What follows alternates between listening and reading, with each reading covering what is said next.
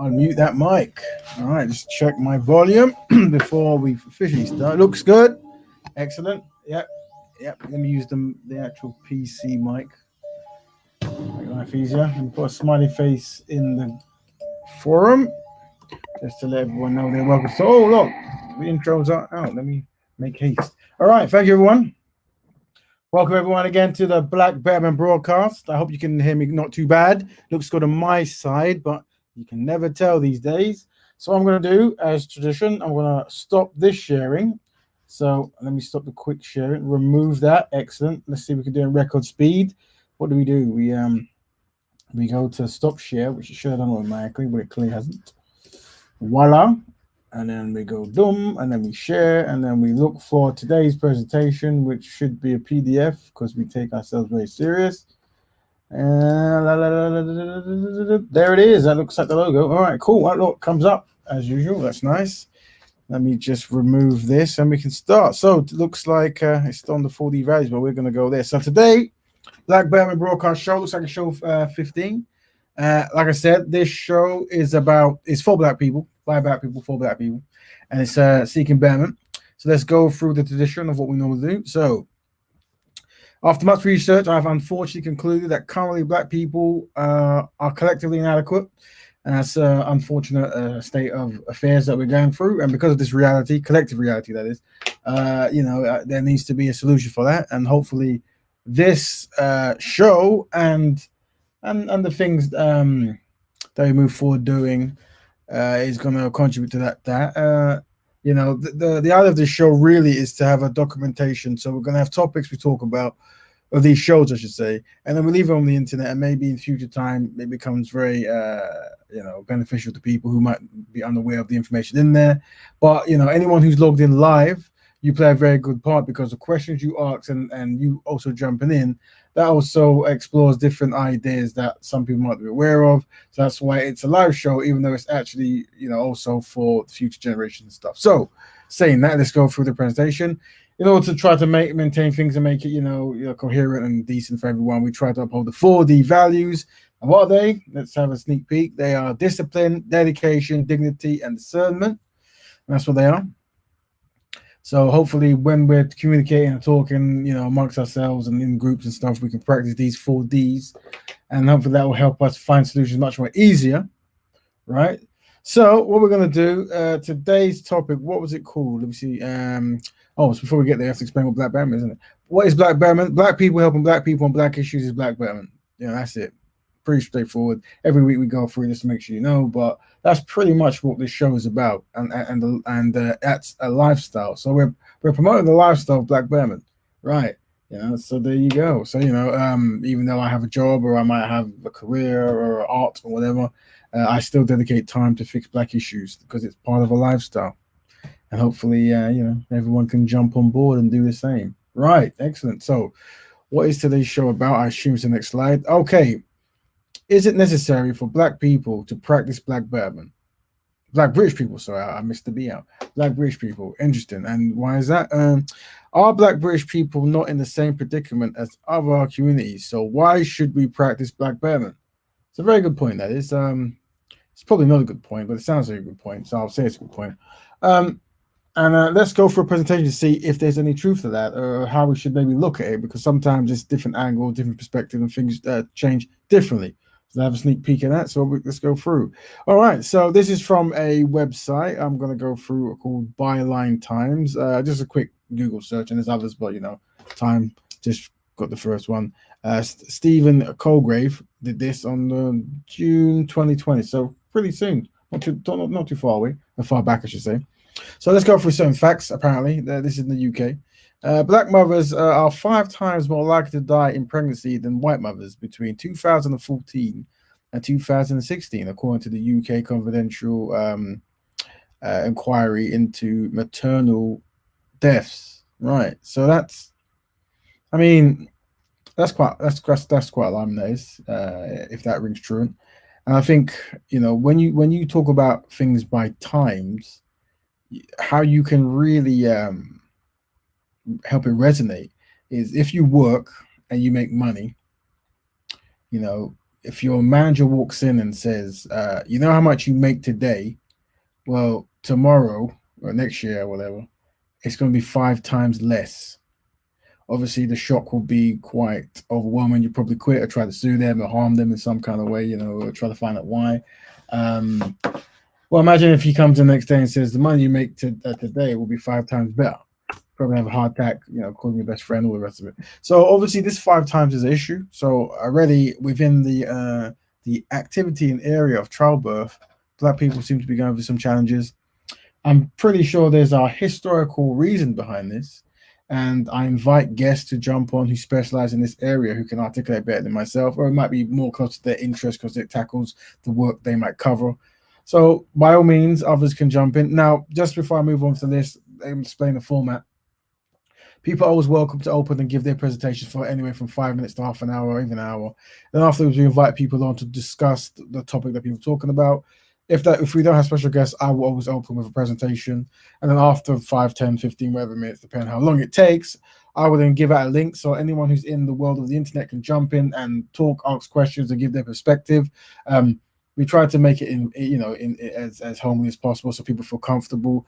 We understand that it can be daunting coming on a live stream talking, and and some people do it every day and they're used to it, and some people not so much. But we try to present a situation where people feel comfortable to do that, and all opinions are welcome. And even though you jump on, you don't necessarily have to speak all the time. It's just and this could be the training process. I've deliberately not tried to promote this show on certain platforms because I suspect some people will jump on and it might be hard to maintain for newer speakers. So I'm trying to get some of the earlier new speakers up to scratch before I start really promoting this show to certain kind of debaters and stuff. So cool. All right, that's fact one. It's quite shocking and sad, and hopefully collectively we can work together to make sure that reality isn't true anymore.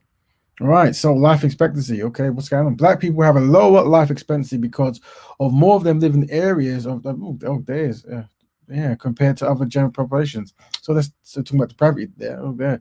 And that's in 2017 report that was. So that's not too long ago from the date we're recording this. Public Health Outcomes Framework, Health Equity Report. Public Health England found that men living in the most deprived areas had 9.2 years less life expectancy than those from less deprived. All right, so okay, so women had their life expectancy reduced by 7.1 years. Interesting. Both had a healthy life expectancy gap of 20 years. The same reported noted that adults in the overall Black group have significantly worse levels and low satisfaction with life. Okay, that's interesting. But adults in the Black ethnic group are significantly less likely to smoke. That sounds good. Okay, and account for lower levels of alcohol-related hospital admissions. So that's always good to know. In that sense, that Black people are less like smoke. When I was young, I used to see smoking as something that wasn't in my culture. I know there's many people out there who smoke. Um, I would say if you don't smoke, there's probably a good reason not to start. One thing we try to do is tell people that if you're aware something kills you, try to stay away from it if you can. Especially if you see other people aware of this, but they continue, something else is going on. So just, and if you can't stop doing something that kills you, try not to make it appealing for the younger generation if possible. This is something that could contribute to betterment. If we do that, I know it's sometimes more, it's easier said than done, but it is possible. But this is the fact 2 on life expectancy. Right, so fact 3, mental health. Interesting. Black people are more than 3 times more likely to be detained under Mental Health Act. That's something I'm quite aware of. There are some speakers who have jumped on in the shows I've done, and even Speakers Corner debates, who tell me themselves they have actually had been identified as, or detained, I should say, under mental health. I have visited many people under mental health.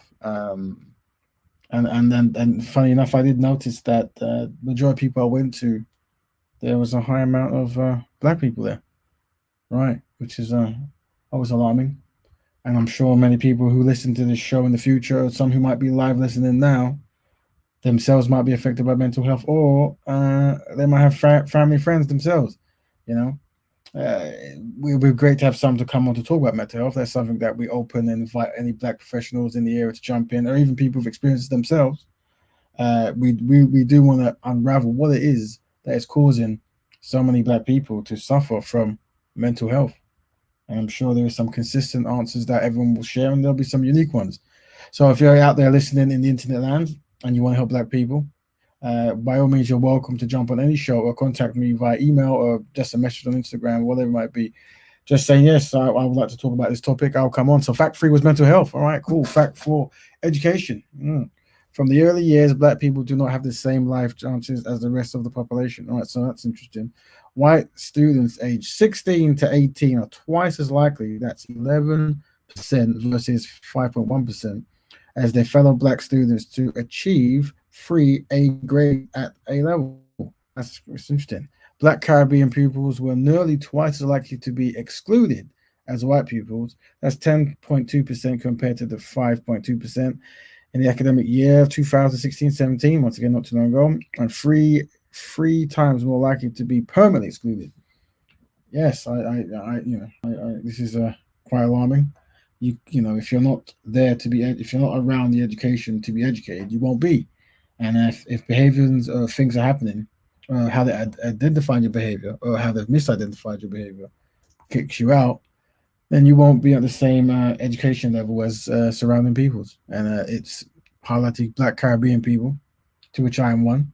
And I have seen many Black Caribbean people in my school go through challenges, and some of them had to leave and had to sign contracts. And if they broke the contract, they left the school at such a young age. So this is something as a community to tackle. What are the solutions to those issues? Not obviously everyone is suffering from that particular stuff, but if it's something we're aware of, it's something we want to actually try to change if possible. So education fact 4 is there. That's never good, but let's see what we can say. All right, fact 5, employment. Wherever you look across society, this yielding gap in the lives of black and white population reveals itself. Interesting. In 2018, black people had the highest unemployment rate of any ethnic at 9%. 2018, that's 2 years ago. More than twice the white population at 4%. Data from the Office of National Statistics shows that in 2018, only 66.9% of the black population was employed. Versus 76.4% of the white population. So unemployment there. There's a collection of reasons why that is, and obviously someone specialized in that area. So by all means, come in and talk about that. We talk about how to be employed, how to start your own business, and I guess how education can lead on to being employed. Now, the value of being employed is learning skills on task that then allows you in future times to progress within that industry, or more preferably start your own business if possible, and then hopefully, if possible, hire some other people in the community and then teach them. And then some of the challenges you might get whilst being in other communities, you might minimize by controlling your own industry, you see, because obviously very few people deliberately bring challenges to their own community. But sometimes they're trained to do that. So that's something we have to watch out for as well. Cool. All right. So now we've gone from 5 to 6, which is earnings. An interesting point. Even when they're employed, black people do not earn as much as others. That's never nice to hear. I'm sure many of you can relate. I'm sure there's a whole lot of people who can actually testify that, and they'll give their stories if they want to jump on at the end when we open up the forum. All right. In London in 2018, ethnic minorities earned 21.7% less than the rest of the population. That's, once again, quite a lot if you can just break that down. In the same year, the Resolution Foundation found that overall 1.9 million black and ethnic minority workers are paid about 3.2 billion less when their white counterparts every year. That's quite a lot of money. I mean, you could do a lot of that when it's gone. Let me say hi to everyone. Have a nice smiley face. And welcome Sister Betty and Sister Kushti there. So that's earnings. So and I know there's many of you out there who specialize in economics and can speak heavily on this from your own experience or just some data you found. So once again, we can talk about that. And then we can go to homelessness. Never nice. Black people are much more likely to be homeless. Very broad statement, but I'm sure it's qualified in some way. In 2017-18, black households were more than 5 times more likely to be designated a statutory homeless. In England, at the other end of the scale, in 2016-17, 73% of white population were homeowners versus 68% of black population. Okay, so that's the level of people actually own homes. And homelessness is something we should tackle. There's many reasons how people find homes, and I think we did tackle not too long ago. But it's definitely something that someone should come and talk about, just so we get a better grasp of homelessness and how it affects the black community. And eight, victims of crime. This is very interesting. Black Caribbeans believe that they are more than 50% more likely to be a victim of crime in the next year compared to white people. That's 28% versus 8%. So the Black Caribbean community believe that they might be a victim of some kind of crime. What the crime is, this is interesting. We can unpack that because I'm sure when it comes to crimes, there are crimes that are happening in your own community and crimes that other communities are committing on to you, even if you're aware of them. So unpacking that will be interesting. Okay, cool. All right, police stop and search, something we hear quite a lot about. Black people are nearly 10 times. Now, when they see these numbers of 10, you remember this, put it in the context of if you had a job and they said today, next month, we're going to cut your salary by 10 times, how much that would affect you. But we're saying that when it comes to stopping people, apparently 10 times more likely to be stopped and searched by the police than white people, according to the government's own statistics. So the government is saying this now. So, some people trust the government, some people don't, but it seems like I don't know why they would want to lie about that. But between April 2018 and March 9, 2019, there were 38 stop and search searches per 1,000 black people compared to 4 per 1,000 white people. Right now, arrests, because obviously stop and search, they're trying to do that, aren't they? They're trying to make arrests. Black people are 3.5 times more likely to be arrested than white people. Black women are twice as likely to be arrested than white women. So, male and female seem to be both, in a bad situation when it comes to arrest. Not good. Okay, prison. Black people serve prison sentences which are 50% longer than those of white people. In 2017, the average length of sentence for a young black adult was 28 months compared to 19 months for the young white adult. Young black defendants are twice as likely to be denied bail, so they can't leave. Interesting. Yep, so it's looking quite consistent here. Let's go on to deaths in custody. Never a good thing. Never a good thing, and neither them being there in the first place. So, nearly a third of all police custody deaths in the past 2 years involving were of black people, according to the review into deaths in the police custody by the Independent Office of Police Conduct. Wow, so that's nearly a third of all police custody deaths. So it's not good. Oh, that's repeated. So we can go to. All right, so we've read out some stats there. So what we're saying, why don't black people in the UK see a problem? And I've kind of listed 3 of my understandings. Subconscious coping method. We can unpack that. Then we have ignorance of not knowing better. And this is more of a rejig of the question rather than why. And it's unawareness of a tangible solution. Yeah. So it's let's break those down. So let's break down the first one. So why don't black people in the UK see a problem? Subconscious coping method. Right. So sometimes when people go through challenges, their mind, in their subconscious, develops mechanisms to cope. And when you do that, you culturalize pain, and then it becomes a normal way of life. Like this is how things are. So a coping method is to just not see. You adapt within the bad, and you just ignore it to the point it becomes normalized. Sometimes this goes on. I don't know if anyone out there does that, but by all means, you can jump on and give your testimony of that. Once ignorance of not knowing better. So once again, if you come to a certain situation where you are not in the best of situations, if you were born into it, you'll never know what's better than it. So then once again, that becomes culturalized, it becomes consistent, and that's just every day for you, which is also most unfortunate. Sometimes you can only gauge better when you look into other communities, the systems, and stuff, and go, why is that way and this that way, And obviously, unawareness of a tangible solution. So in this scenario, the third one, people are very aware that better is out there, and they're very aware that the better could be achieved, but they don't really have an idea of what needs to be done to actually get a solution. So obviously, people such as myself and many other people out there who identify as Black betterers and other kind of names that signals that we are dedicated for Black progress and betterment. Um, you know, we try to make things tangible. We try to make things easily digestible and even intriguing to do.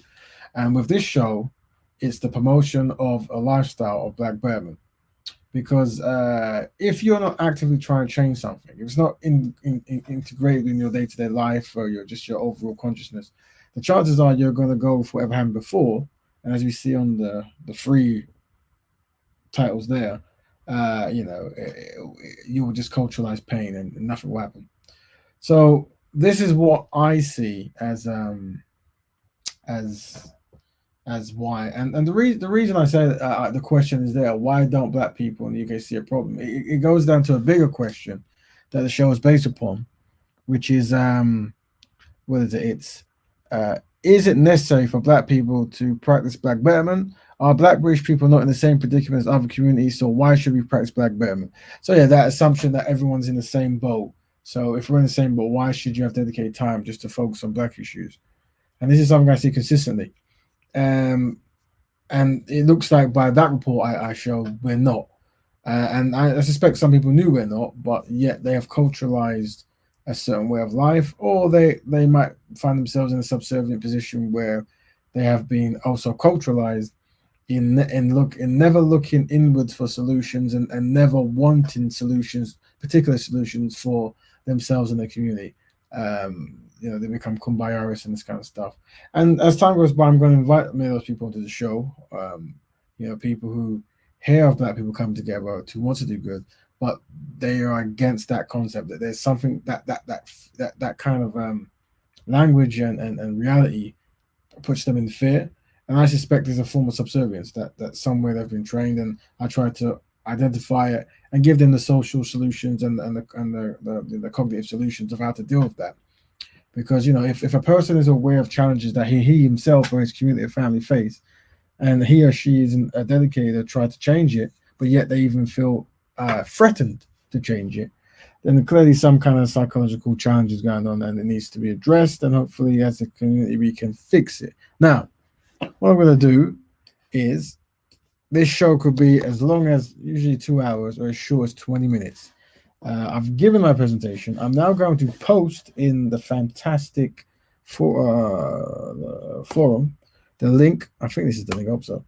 And if anyone wishes to jump in and talk about this topic or any related topics, or maybe they have something they just want to talk about because the time's here and we need to set aside a time for Black people to discuss betterment and their own challenges or whatever. So today's topic is why it's many, but it's why don't Black people in the UK see a problem, or is it necessary for Black British people to practice Black betterment? Is England just one of the places? But no, actually, as it goes, everyone's doing great. It's like everyone's fantastic. Why do you need to focus any time on anything? So if anyone wishes to jump in, the link's there. You're always welcome. I shall go over again the format of the show while I push it out there, just for everyone to know. And it is literally, this is a place for Black people to discuss Black issues, regardless how big or small. In these times, I am trying to encourage those who are not used to speaking, who might feel that their opinion isn't valid, to jump on, and maybe we can give them community training and public training for them to speak and have their opinion, because some of the greatest minds in the Black community are also the most shyest, and they're also the most might be ones who might be ever so slightly intimidated. So we try to give them space, but it's but let me read some of the comments. I see it will just leave them. Not everyone is meant to come to join us. Some are too far gone. So what the sisters talk about there is sometimes when you try to talk publicly or put out pamphlets or any kind of shows or what it might be, where you try to get people thinking on the same boat, you get great pushback. And the question is, do you be consistently trying to convince them, or do you just say some will be left behind and this guy will be left behind, and you change the social environment with consistency, and then that in turn changes people. And that's a technique that I try to teach some of my brothers and sisters. That at certain point, and this is something that we're scoping this dialogue with the people out there who listen to the show. But it's something I use a term, the black Betterment elite, or even the black elite. Um, and when you use the word elite, it always used to drudge up fear because, from a historical standpoint, elite you would paint a picture of very rich people who control certain kind of narratives or control some kind of economic advantages, and then they pass that down to their brethren and they don't necessarily share that kind of concept of whatever they're dealing with the outside. So when you talk of elite group, it's almost like saying, no, only particular people can be this way through bloodline or through owning assets and stuff. When we talk about black betterment elite and black people elite, I've made it very clear that what we're dealing with here is we're dealing with uh, everyone has a freedom of choice. And if you're a black person who confesses you want to help black people, you want to be dedicated to helping black people, uh, then you join the black elite. So when I say I'm looking for the black elite, I'm looking for those who are willing to take the time and effort to do that. Now, if a person doesn't wish to do that, you should never mistreat them. You should never make fun of them. You should always bid them good day because everyone has got their own things going on and they've got their own understandings, and you can't bully people into doing the right thing. But we understand that sometimes we're working for two or three. So we're gonna work and change their reality. So where some betterers get slightly upset is, they're trying to help black people, and black people might be the ones who shut them down. They might be the ones who make their life aggro and stuff. That's always a problem. But that's what it is. Helping black people is a hard job. You might not sleep at night. I don't know, but you know, you're doing it for those who can't do it, right? You have children, grandparents, parents who might not have the same kind of like strength as you. They might not have the same kind of like determination. There's something that might broke them down earlier. So you can do it for them, you know. So once again, everyone, there is a link in the forum. Anyone wishes to jump on, they can. If there's any questions, by all means, just put it in there. Put the stuff in there. Anything you want me to go over, any questions you might be. But once again, every week these shows are put out for the black public, and we only have a 2 hour limit, but we go as long as we go as long to 2 hours, as long as people need it and they have questions and they want to jump on. If not, it will just be a documented presentation that is there for future generations. It's always good to see people of different age groups, people of different backgrounds. Um, and as time goes by, I'm probably going to invite directly. I don't really invite some people on, but I will invite maybe the more opinionated kind of speakers, who can really get like a topic going. But yeah, that's pretty much that. So if before I head off, we'll just look at those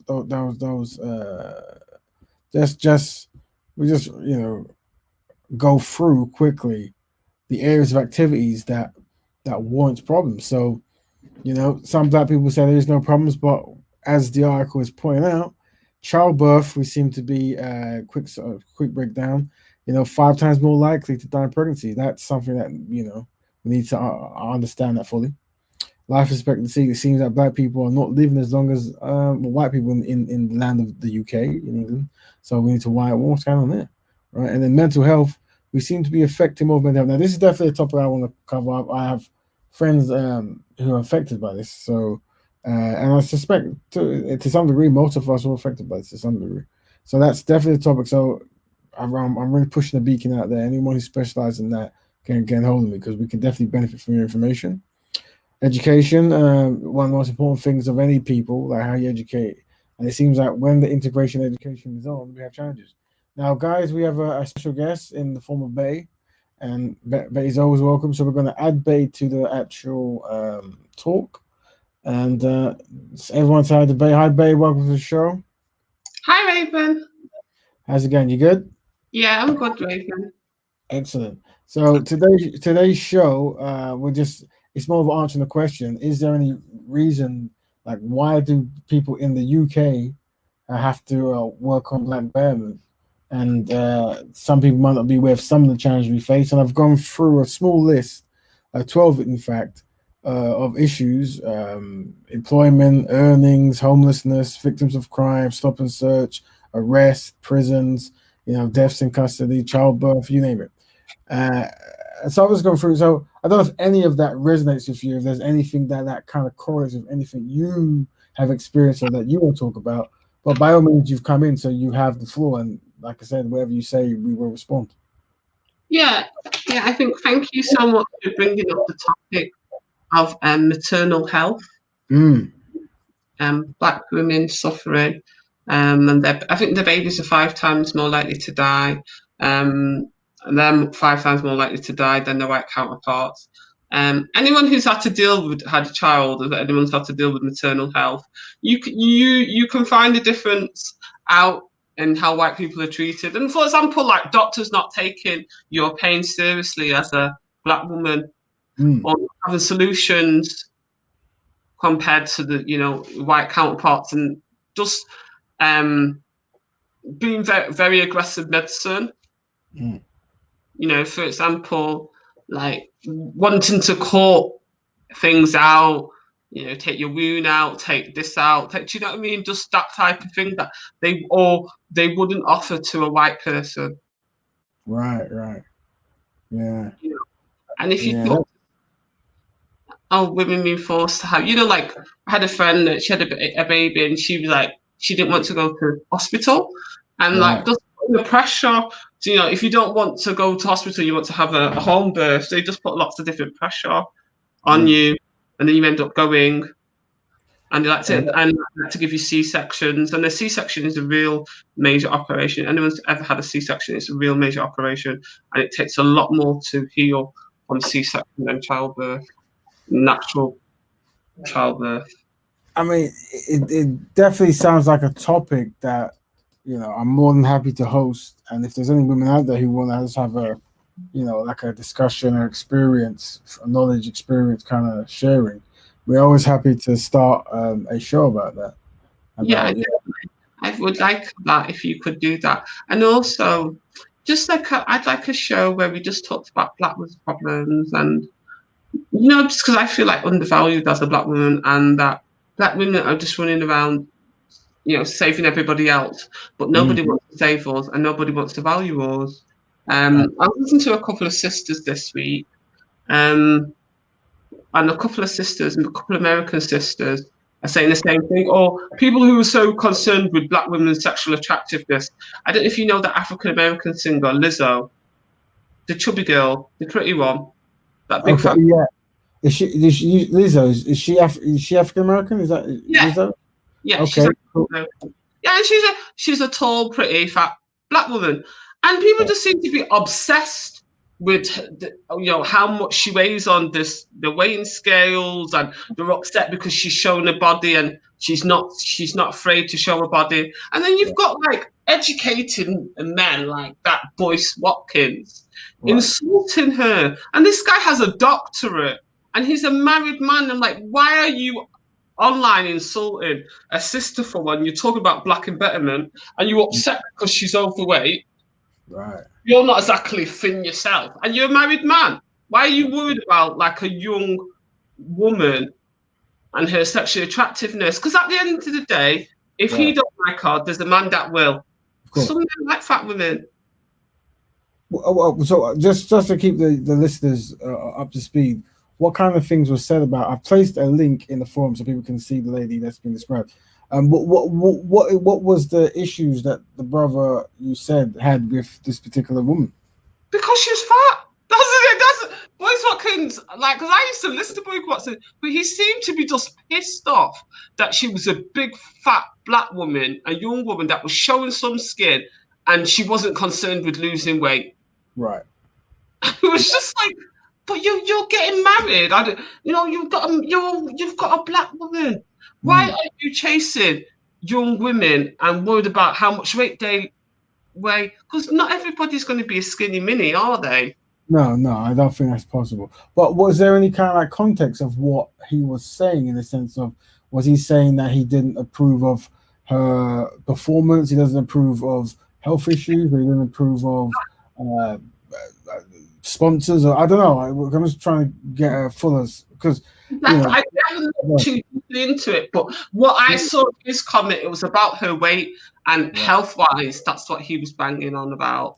Okay, so one thing I would say that's part of that is I'm definitely looking to get a narrative going about making sure that uh, black women are excluded from conversations. And one thing I know, and it's one thing I will tell to the black women out there: when you see a lot of black men together, they go into like a black men kind of thing where it's very male orientated, and it's almost like fighting for the mic and this kind of stuff, right?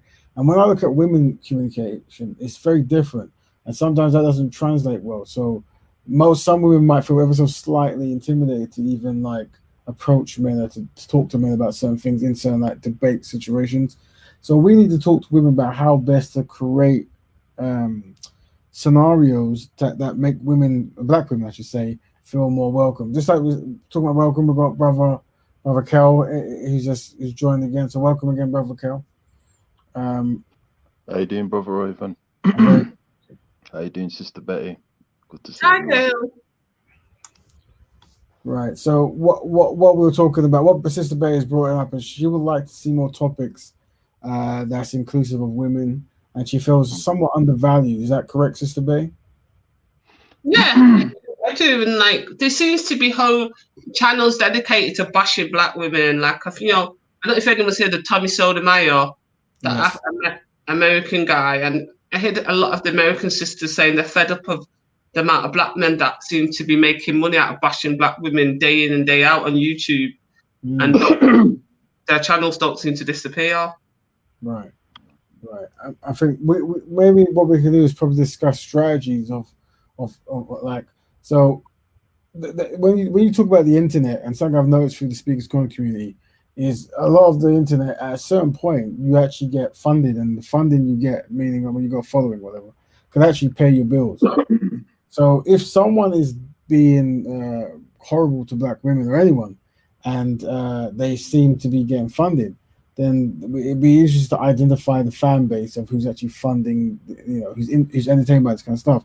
But what I would say is, if there has to be a purpose. So rather than just making fun of black men or black women, there must be something you're trying to achieve. If you are indeed trying to make quote unquote a black person, male or female, do better, then you have to argue that mocking and making fun and joking might not be the best solution, because it usually creates division and separation. So there needs to be a way to start a conversation about ways to improve certain situations. So that's what I push forward. Go ahead. Maya, you know that Gabby, that girl from Precious, the big dark skin, her, and she got engaged to her white fiance, and Tommy Maya decided to do a whole show attacking her. And it was probably one of the most. I was watching this other show, this black woman show, and she was like really upset about it, and it was really disgusting. Tommy Sotomayor has a habit of, well, that's all he does, bash black women. But his particular fetish with Gabby is because she's a dark-skinned black woman, and she's a big woman, and she's as dark as him. So not only is it because she's a black woman, it's because she reminds him of, his mother, the similar colour. Right. It was just disgusting. And it's just like, this guy has like 20 channels. And it's just like, you're not checking for Gabby. This is what Crystalline said about this guy, Tommy. And I agree with her. The fact of the matter is, there's some of these black men that are attacking these big fat black women. You're not checking for these women. Yeah? You're not into these dark skinned big fat black women. And then you get bitter or upset when a white man comes and puts a ring on it. But you weren't checking for that. And Tommy Sotomayor is known for shouting about how much he loves white women, how much he loves mixed race women, even to the point when that racist David Duke, the Ku Klux Klan guy, had to tell Tommy Sotomayor, you need to stop bigging up white women. You've got to find some love in your own women. Do you know what I mean? So it's not just a case of they are black men who are projecting their own self-hate onto black women. Mm. Yeah, well, Brother Carl, is there anything you want to add before I jump in on that? Yeah, definitely. This has to be tackled, but it goes back to unfortunately, man, it goes back to the reality. Many of the Pan-Africanists have made it clear already. You've got two types of Africans. You've got the Pan-Africanists, and you've got the Salah Africans in you, and you get further in life, unfortunately, if you have a European idolization upon them by attacking the original woman and the original man. This used to happen in slavery. You'll get rewarded for going against the best interests. Any form of revolution plots, you'll get rewarded for that. Putting down the black woman, putting down the black man, watching certain things. So these things are still projected into us, and Sister Betty's right. We do need to tackle these things, and we have to Pan-Africanize all of us, so we don't have this kind of Eurocentric self-destruction against the original woman, because the original woman, her CV speaks for itself. Many different nations of different shades, whether she was dark or light, they wanted her. She's contributed 50% of civilization. So it's definitely, as what Sister Betty is saying, it's a self-hate within the black man, unfortunately, the original man. Yeah.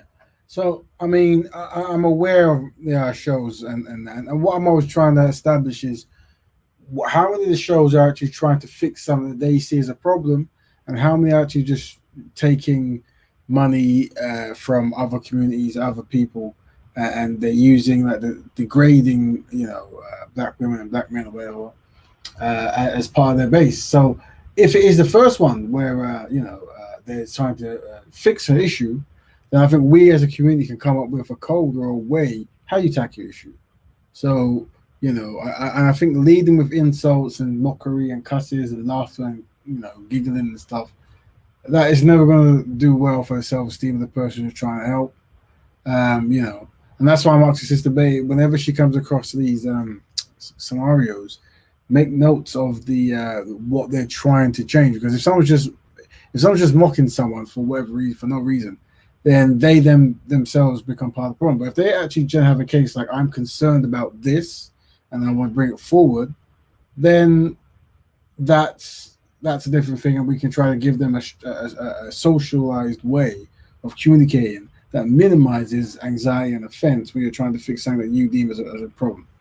So, but that's bringing me more to like something that Sister Betty is saying, and I was saying before about how maybe some women might not feel included.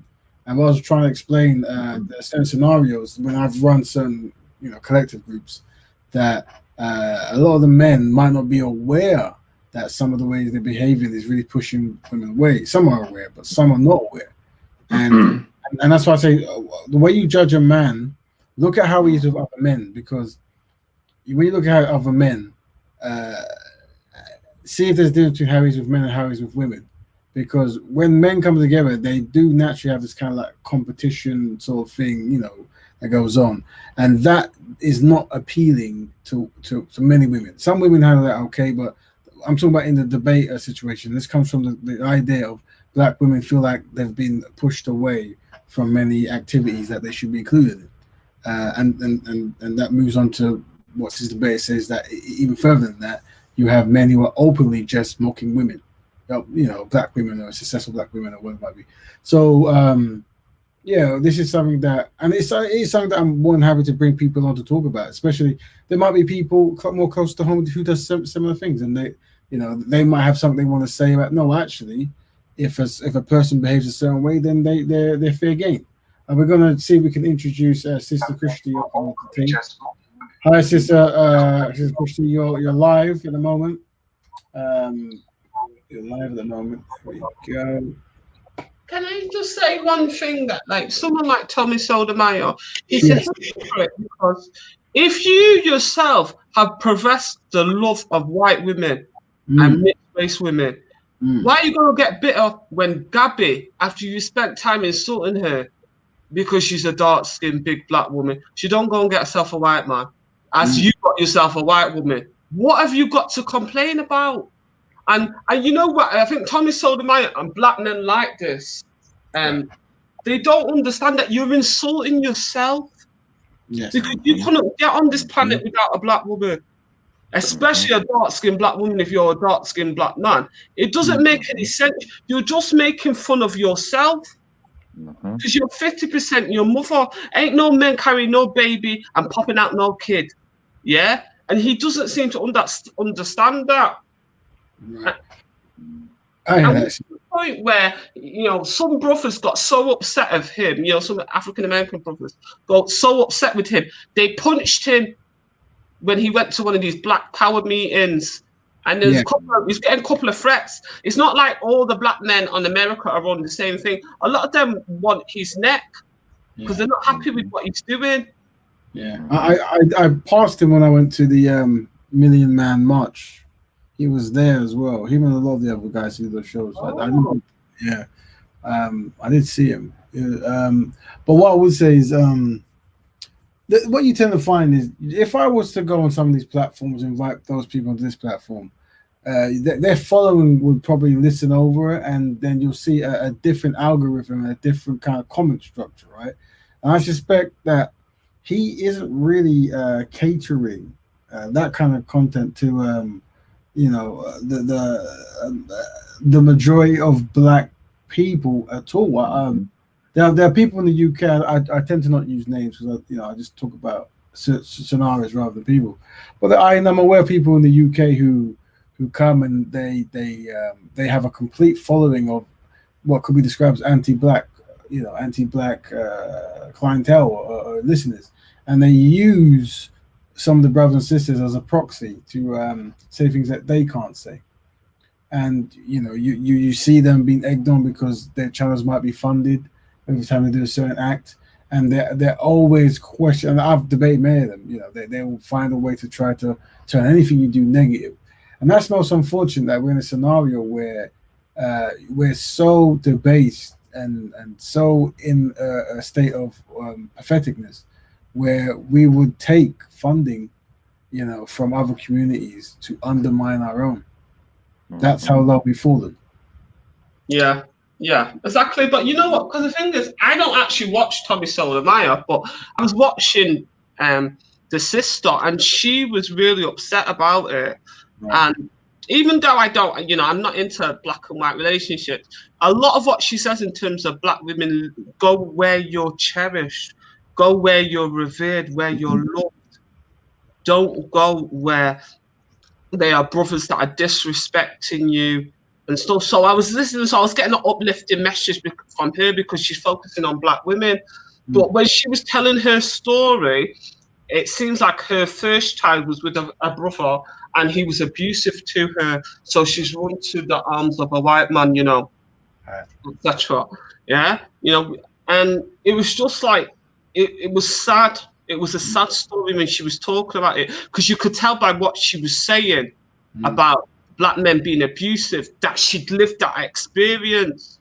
And then I just thought, so I went on to Thomas to see what he was saying, and it was just a kangaroo court. It was just him taking the mick, and I just thought, because he's a clown anyway. Anyone who watches his show and listens to him tear black women apart, he's just a clown anyway. But I was sad for her that she felt like she needed to go and hear what he had to say after what she'd been through. Is this Lizzo or the actor lady? No, this is Pink Pill. There's a lady called Crystalline, and she just talks about black women going to find white men. Now, I didn't really like her in the past because, well, I'm just not into that. I don't believe white men are going to rescue black women. But how is this about? You're saying this lady, her show is about making black women like non-black men. Is that correct? Yeah, that's what her show is about. But she's getting attacked by black men because a lot of black men are getting fed up of her because she spent a lot of time attacking black men. Like there's no good black man. Just because she's had a black man, that's no good. Right. Then all the rest are no good. So she started to switch the formula now. And now she's just talking about black women finding a place where you're cherished. And now she's bringing on good black men that she respects, yeah? So she started to change the format a bit. But hearing her story, because I think this is one of the things that people don't understand, that sometimes I know in black women that they start off with a black man, they have children with a black man, and then for whatever reason, if it's abuse, they leave because of that, because of the trauma, and they run to the arms of a non-black man because they feel like they can't trust a black man again. Yeah? So I think this is what people need to understand, because black women don't date interracially as much as black men anyway, but there's always a story behind, you know, someone like Chrislyn. It would be interesting to find out if the reverse was true. If there are black women who are dating non-black men who find themselves mistreated racially and all the rest of it, if they feel that they would then need to run to the arms of black people, or if they just find another person and they equate to the individual rather than the collective group. But before we jump on that, just Sister Kushti, if you have anything you'd like to say, you're welcome. You're more than welcome to sit there. But if you want to test your microphone and say hey, now's your time. Yeah, hey, I just didn't want to interrupt. Blessing everyone on the panel. Can you hear me okay? Because I know Yeah, we can.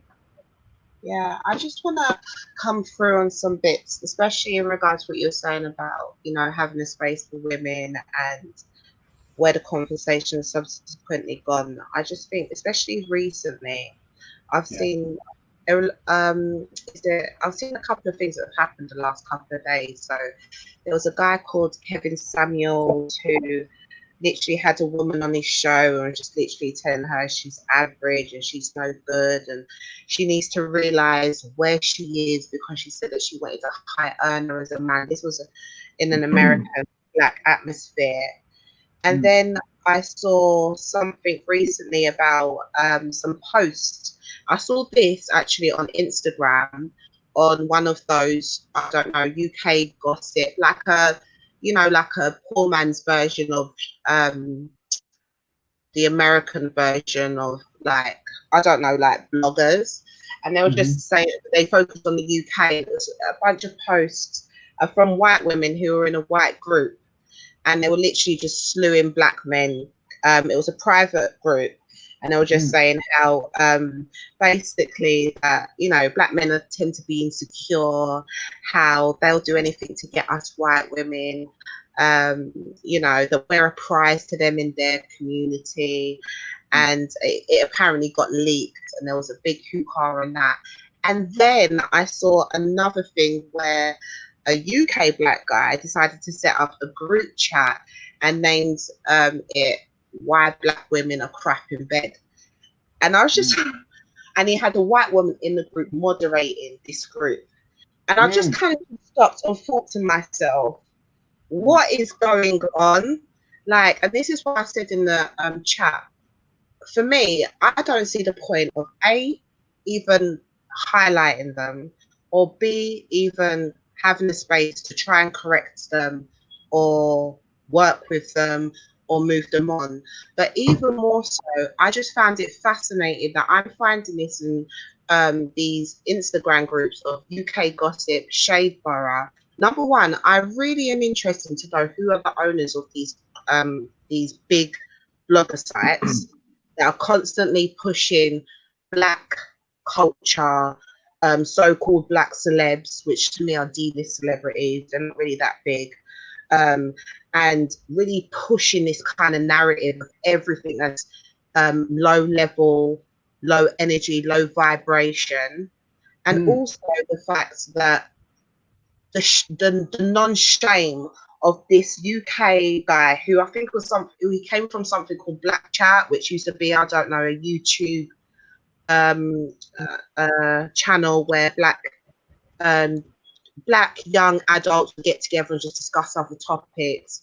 And I don't know if it's still going or if it's been deaded now, but obviously this guy came from there. He just decided to start a group. Obviously, he got a lot of backlash from the group and then decided to do an apology after. But you just kind of think to yourself, I don't see an Asian man saying this about his Asian women.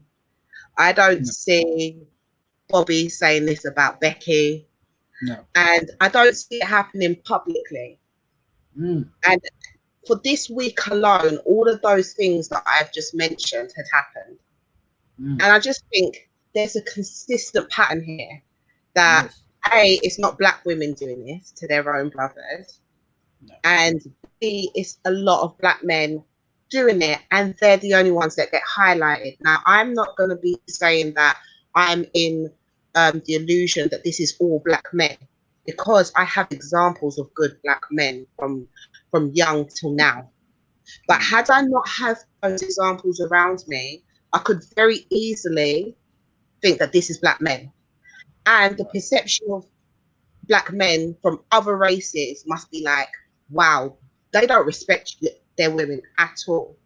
And I forgot who it was that said it. It was a great leader, but they said that if the black man don't respect their women, the black man's not respected by other men, period.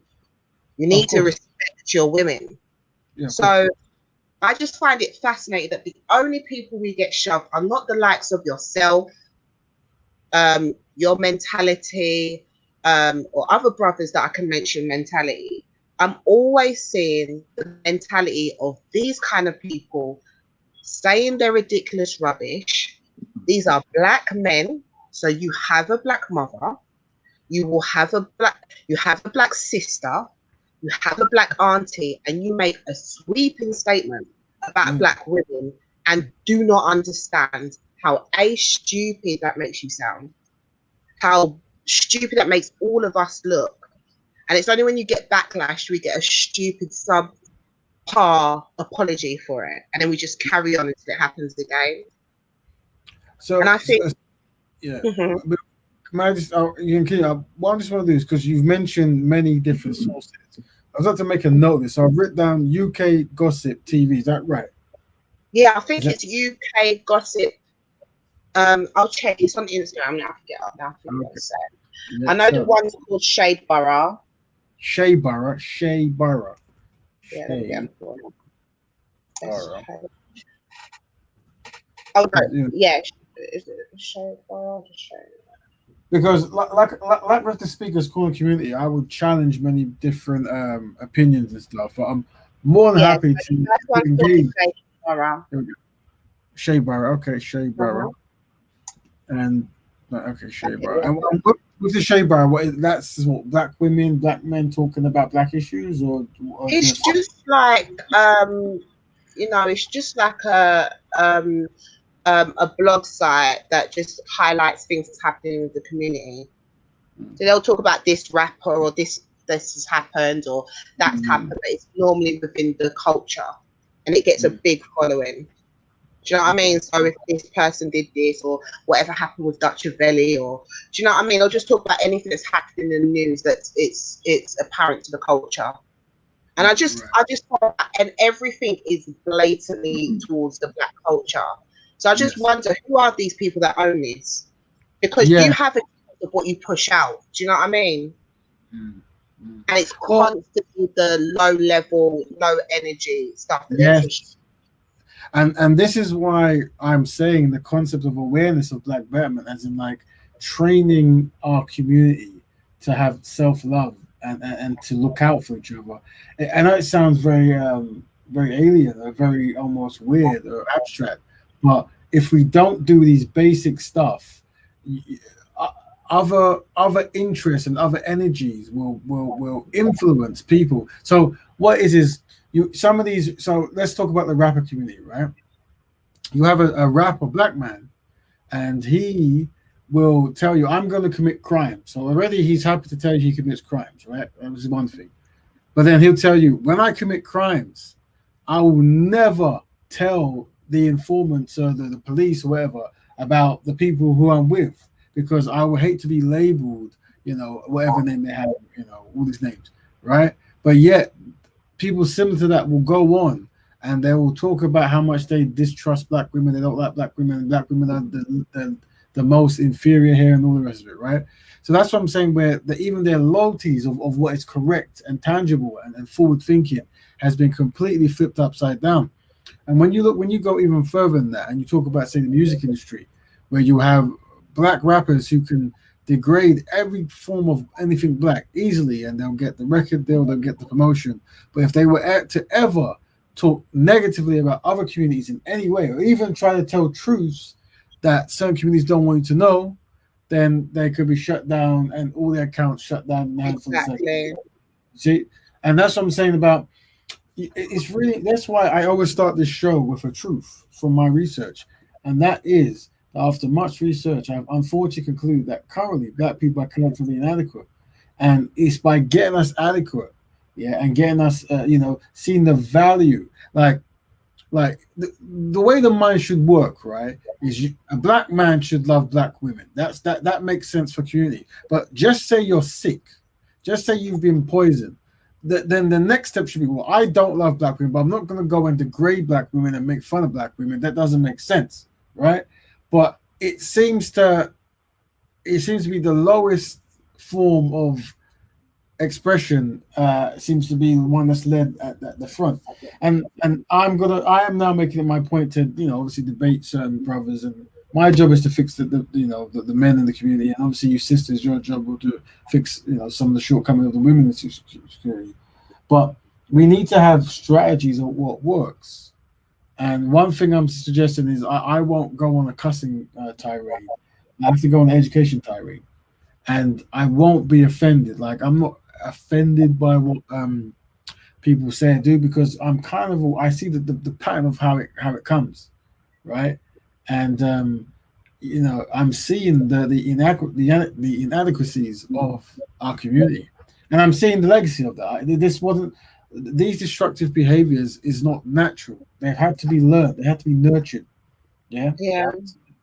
So it's finding that, but I'm definitely interested in finding these Instagram, because the thing is, a lot of these stuff that goes on, I could just miss it, because my wavelength is to pick up this type of topic, so I could miss it. But if you guys are catching it, let me know, because I'm more than happy to catch it, listen to it, and even if the opportunity comes, just jump on there and even try to offer a different perspective of how things are going. But you were talking as well, Sister Kushti, about I think you started by talking about women not being included and stuff like that, and I guess that's where you led to that, as in even further separation. Yes. I think I've put the one in the group chat, the other blog group chat, and just like you, with me, I make it a point to follow uplifting and things that are higher frequency. It's only when I follow, it's literally those two that I actually follow, and it's all and that's where I've got all my information from. Bearing in mind, these two are probably one of the highest that I've seen that are doing well in the UK. They're followed by most people within the culture, and all they do is highlight the negative, or this is front news that this guy decided to say that black women are crap in bed, or the Kevin Samuels, where he just told this black woman that you're subpar, you're average, you need to reach lower. All of these things are hyped up, and the positive stuff are not. And I'm just kind of thinking, who's controlling these blogs? Like, why is there nothing uplifting at all? And I think it's one thing to say, as females, men are men and females are females. Do you know what I mean? So if every time you see just another thing bashing another woman, it is going to start getting offensive. It's going to be, do you know what I mean?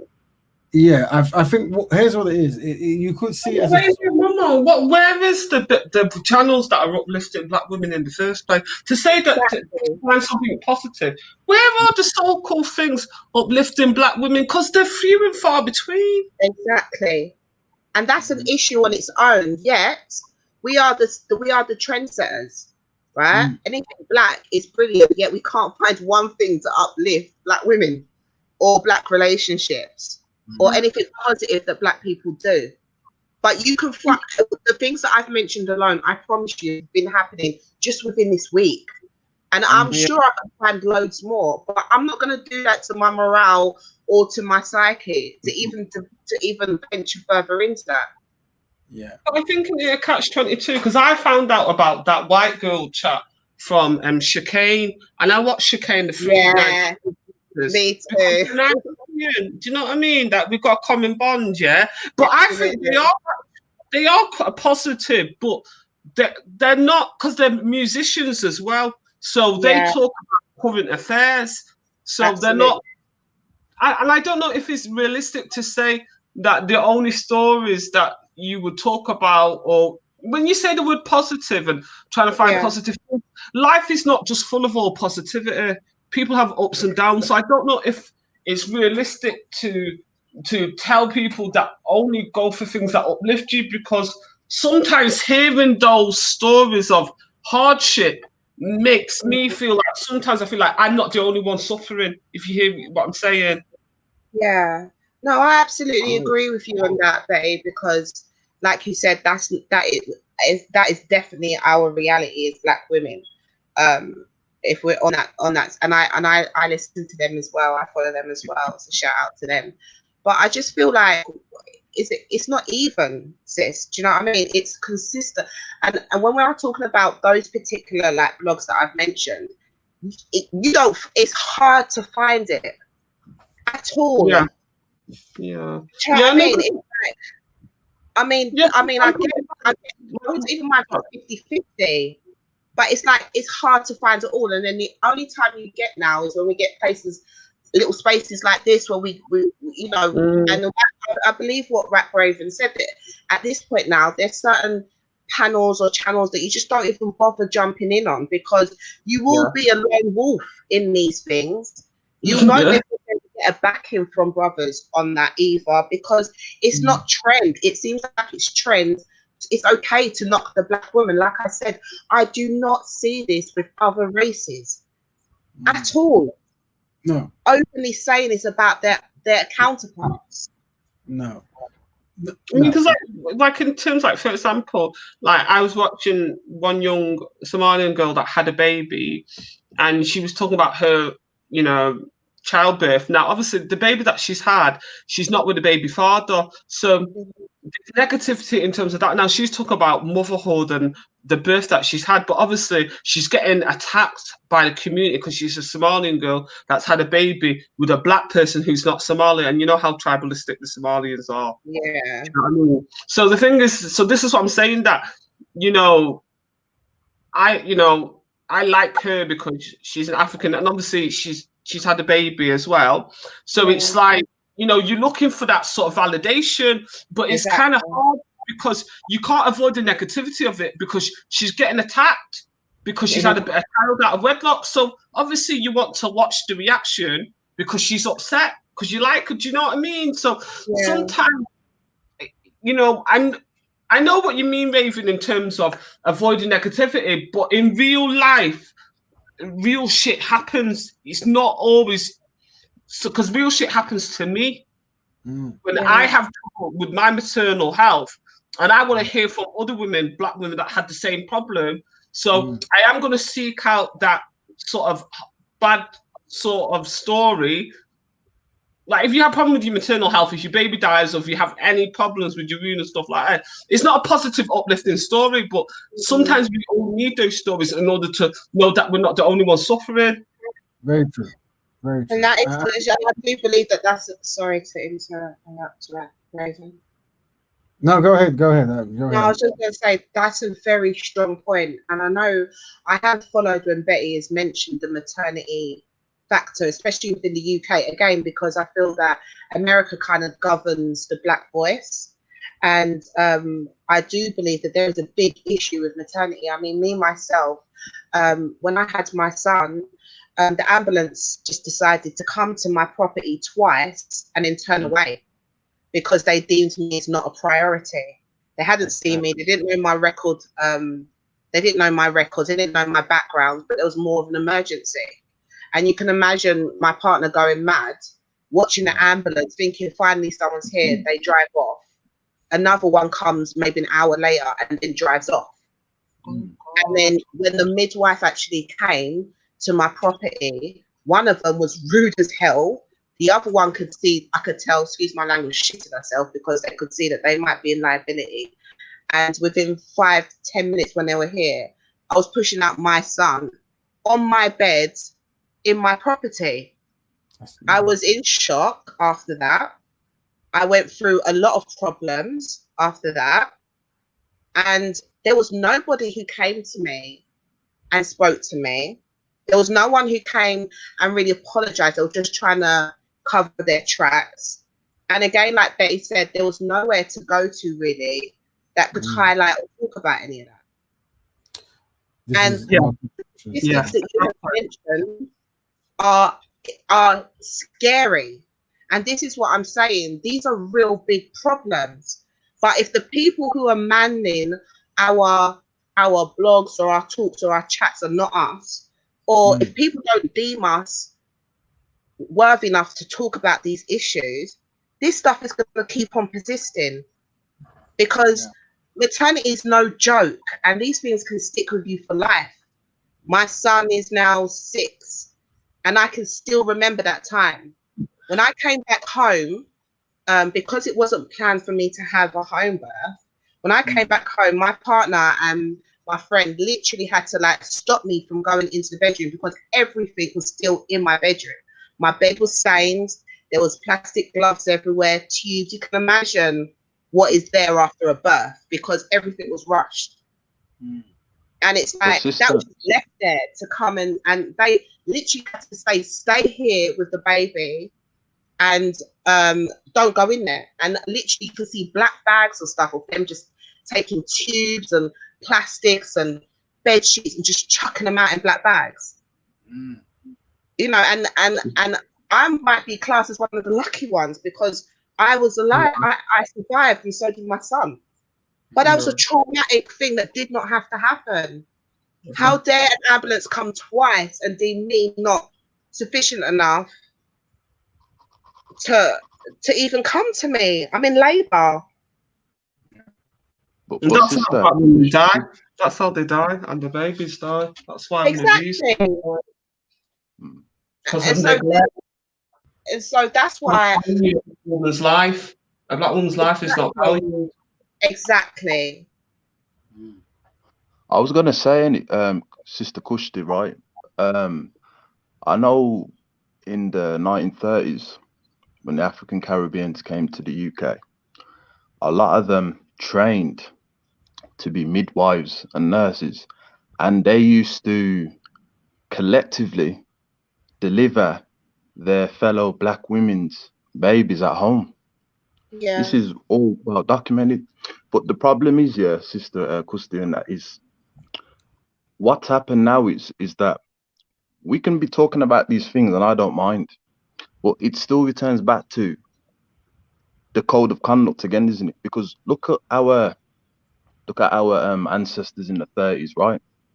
You know, I mean, whether they came from Africa or not, they came over here and they collectively said to themselves, look, we're the only Africans here, so let's learn their type of midwife qualification, even though the African woman is the scholar of nursing, and let's do it ourselves. But it seems like now that the African descendant is relying on the enemy to help them when they don't realize that the enemy has low self-esteem and needs to defranchise you and the black man and cannot afford to let you prosper. So this is what I'm saying. It's a contradiction, because we cannot expect enemies to help us. They're not going to help us. So don't you think that the African descendant, they need to meet up somewhere, the nurses, particularly the midwife, and formulate a pan-Africanist collective mindset of, you know what, whenever the black woman is due to labor, this is the number, she should contact us and we will deliver her the child for her. That's what they used to do in the 30s. I totally Where's agree. that gone now? Where's that gone now? There is something that I've looked into recently where you've got doulas, and because of the statistics that have been mentioned, black women who are doulas, which is different from midwifery, are now coming together and forming their own collective, and they're available for things like that. But again, it's like £1,000 to get a doula. Yeah, because again, there's no funding. You know, we can get together and do all of this, but there's so much that happens in regards to birthing now. There's so much criterias and factors where, you know, their hands are tied and there's red tape, that it's hard to have a whole institution just for black women. And again, if black women are least looked at, loved on, funding, where is it going to come from? And is this now just the responsibility from it does. It has to come from the community, but it doesn't look like that this is a factor that's, again, what reparations tell is. Are we realizing this is a problem? Because to me, all the statistics that he mentioned, I'm like, well, of course we know that this is a problem, but what are we doing about it?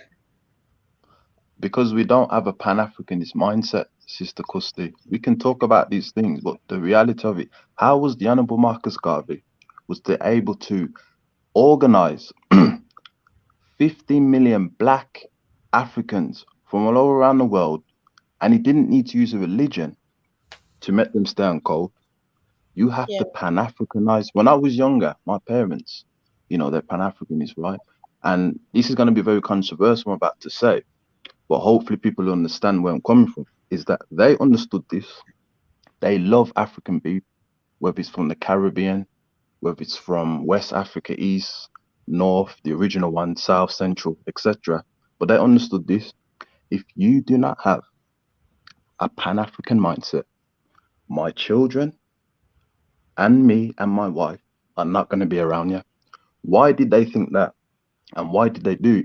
Because we have been infected, unfortunately, with the European psychological and stuff like that. We've been all affected.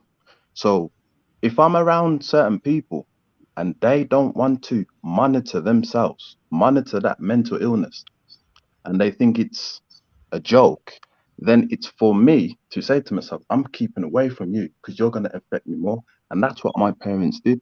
And that's what we need to do as African descendants. It's not being horrible, but it's thinking about the race. You cannot be around people who have a European sellout mindset. They'll infect the race more. The black woman's going to be on the bottom still.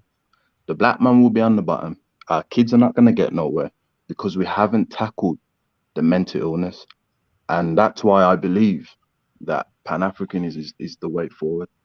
Most definitely. I absolutely agree. That's why I said on there, to me, it's not about wasting our time converting those who think that way. It's about building on those who have the same mindset, and collectively building on that, training these people to be doulas, to be midwives, to be aware of these factors. Same with education, and then sticking within that community. The rest will come when they see the benefits for themselves. But we need to remember where we are. We are literally in the UK. We are in the belly of the beast, number one.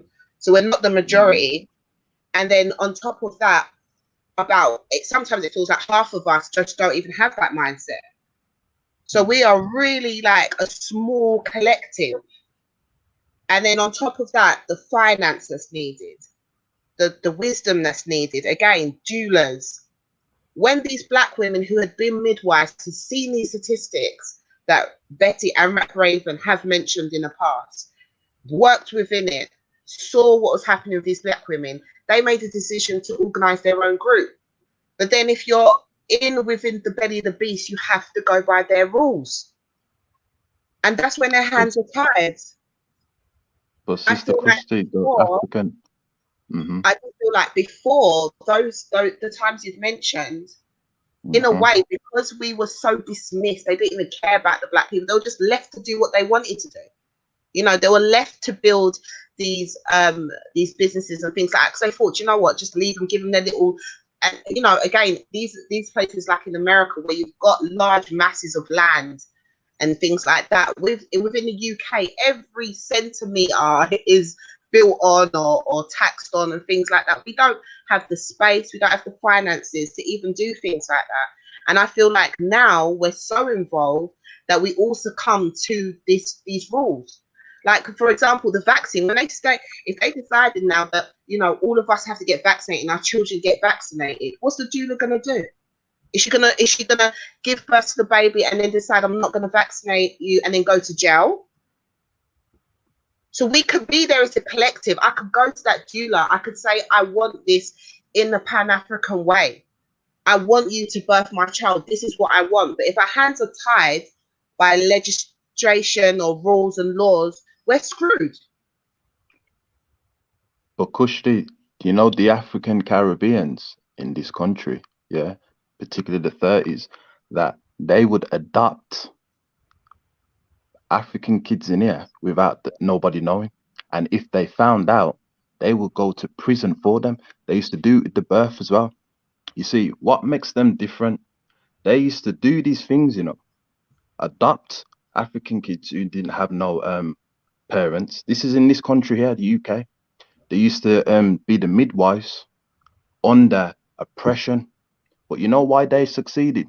Because they was about the race first. You notice after the Honorable Martin Luther King passed away, you see that the after that, like the 70s, the 80s, this is where things went wrong.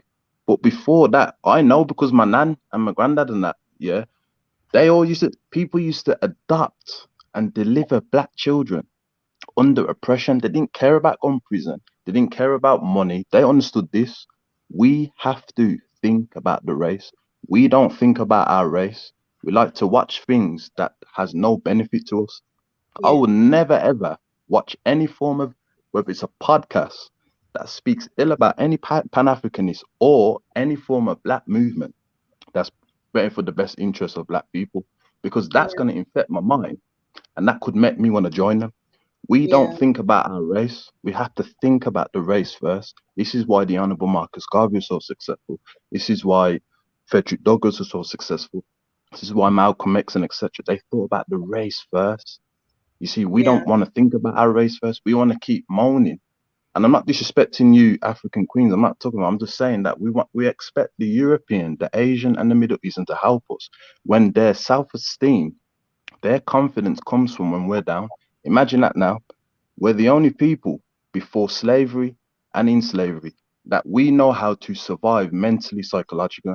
When it comes to the non-Africans, for them to be existing and successful in life, they have to rely on your breakdown for. That's how they survive. The black woman being assassinated, the white woman's free to mingle around. The white woman already knows deep down, because she used to bath herself in gravy to emanate the black woman. She knows that the black woman outbeats her hair, physically and mentally. They all know this, but they get their self-esteem by us putting each other down. Why? Because we're not Pan-Africanizing our mind. That's why. Can I just say something in terms of, sorry to interrupt, can I just say something in terms of what Kushti said? I think it's a wider agenda. When you start talking about the vaccines, they want to vaccinate the whole planet. It's not just black people. And in relation to vaccines, I think they will do it by stealth anyway. Like they might say, you won't leave this country unless you get vaccinated. Do you know what I mean? So I don't think, like Kush, the sisters implying, I don't think it's going to be that easy to opt out anyway, because the agenda seems to be to get rid of cash so people can do digital transactions so they can track you wherever you go, and to get you vaccinated, because we know Bill Gates is the second biggest funder of the World Health Organization after the United States of America. So this is a wider agenda. I don't think it's going to be that. Even if you give birth at home, nobody has to give birth at hospital anyway. Yeah, it's not required by law. But the fact of the matter is, when your child wants to, if you want to leave the country, if you want your child to go to school, before you know it, they'll be saying, "Oh, you've got to get vaccinated." That's what they do. And then before you know it, the people that refuse the vaccinations, like remember that MMR vaccination, where there was a whole bunch of white folk. I remember them. They didn't want to have it because the children were falling sick, getting this autism. Before you know it, they were taking the children, off them. Do you know what I mean? So, and this is exactly what I'm saying about hands being tied. You can make a stand, but then you are now imprisoned. What happens to your family? We don't have we don't have that. We don't have this big collective where all of our brothers and sisters will stand out and pitch in and say, no, we're not going to have it. That one individual now will be locked up. She has to think about her family and everything else. It's not as easy. Another thing, can I just say one thing as well? With the COVID-19 legislation, prior to COVID, you needed 2 doctors to section you under the Mental Health Act. Now it's only 1 doctor. Wow. So be very careful about resisting the state, because all they need is 1 doctor now to put you in the mental institution. That's because of COVID. Absolutely. And how now is that individual that's been locked up or sectioned going to get their voice out? Who's going to pick it up? What, the blogs that constantly demean us? What, the mainstream media? We don't have this. How are we going to get the words out? How are we going to rally everyone up? And bearing in mind, we are in the belly of the beast, as I said. So we're a small minority, and probably only 50% of us, it feels like at this point, even think like us. We don't have that. I'm not saying, Brother Cal, that I don't agree with you. I'm saying that the reality is, when that one individual does go out on their lonesome and make a stand, they're on their own. Yeah, because people. I was referring to as well. I was referring to. Was you going to say? You want to finish what you're saying, Sister Betty? No, I'm just saying that, for example, if you say someone goes to prison, say a mother or father, whoever decides not to have had the child vaccinated, say the state says your child can't go to school or you can't leave the country or whatever if you don't get your child vaccinated, whatever. So say we're going to throw you in jail. Then that just breaks down the family, unit. Then who will look after the child? Absolutely. And now we've added to it. We've added to the problem. And you know what that does as well? It makes it a deterrent for anybody to try it again. Look what happened to that person. I'm not losing my job. Yes. It's all about control and fear, because I've been watching. I tell people, watch the World Economic Forum that is in Davos, Switzerland. And they're telling you about the 4th industrial revolution, which is a digital revolution, and all the things that they want. Yeah. And they really want rid of cash. That's one of the main things, because they can't track you. They don't know who like you go and buy something, they don't know who bought it. But if you do it with a debit card, they know who bought it. They want to be tracking people like with dogs. Yeah. And also, they obviously want to reduce the population, because in terms of vaccine, it's not just about Black people, it's a wider agenda, because they want to vaccinate everybody. It's not just Black folk they're trying to vaccinate. God knows what they're putting in these vaccines as well. But I honestly don't know if people are going to be able to resist it, because as much as I love my people, a lot of Black people just won't stand with you. Do you know what I mean? And you know how people are. You know what I mean? Yeah, you're going to take my kid. Oh no, I'll take the vaccine. Because could you imagine what would you do, Kale, if they say to you, you cannot leave the country without taking a vaccine? What would you do? I'll make you an offer you can't refuse. What would you do? But Sister Betty, you got to understand this though. All of the African ancestors, whether it's in West, East, North, South, Central Africa, they all sacrifice, even their kids sacrifice in order for us to be there now. For us to think about, what about our kids? Nobody wants their children to be hurt or killed. I certainly don't want that for my children. You got to understand though, they sacrifice so we can be here today. This is why we're not going to get nowhere. This is why we're not going to get nowhere. Answer the question. If the state tells you, I don't know where your family from, whether it's the Caribbean or Africa, but if the state tells you cannot leave the country unless you're vaccinated against COVID-19, will you take the vaccine? Will you sacrifice yourself? I'm not taking no vaccine. That's the reality of it. Okay, so you wouldn't. So you get stuck in the country. You won't be going anywhere. I'll have to find a way, but I'm not taking no vaccine. How can you There's, find a way though, Bravo? How will you find a way? This there's is many what ways, sister. There's many ways because the vaccine, as I said to you, there's loads of Pan-Africanists who understand the science behind it, and they're actually chemistry scientists themselves, and have broken down what's in the vaccine and what you can refuse from it. You see, what you got to understand with the Europeans and any other enemy towards the African is that they like to intimidate you on things that you do not know. You see, they will put an idea there, and because we don't have the knowledge on it, we'll submit to it. But you have to understand certain rules of how to get at a certain thing. That's all it is. So you have to understand what the vaccine represents and what it can do. And if you have that knowledge, then you can get out of it by using certain things. It's facts. It's the same thing if you take your children to mainstream schools when it comes to them being in those types of what did they call it in my days, and that it was like the special unit, the Delhi unit they used to call it. Yeah. You don't have to make your children go in there. You don't have to. But because we're not Pan-Africanizing that, we think that the European is they're knowledgeable and we can't live life without them. You're gonna put your children in that same predicament. There's ways of getting out of things. And as for what Sister Betty was saying, that they are attacking black people because there is and I have this book as well. It's by Henry Kissinger, the depopulation program, and he says in there that many of these diseases that's come about was always to assassinate black people all the time, every last one of them.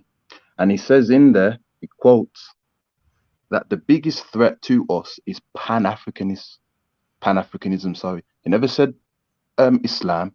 He never said Christianity. He never said that no other religion. He said Pan-Africanism.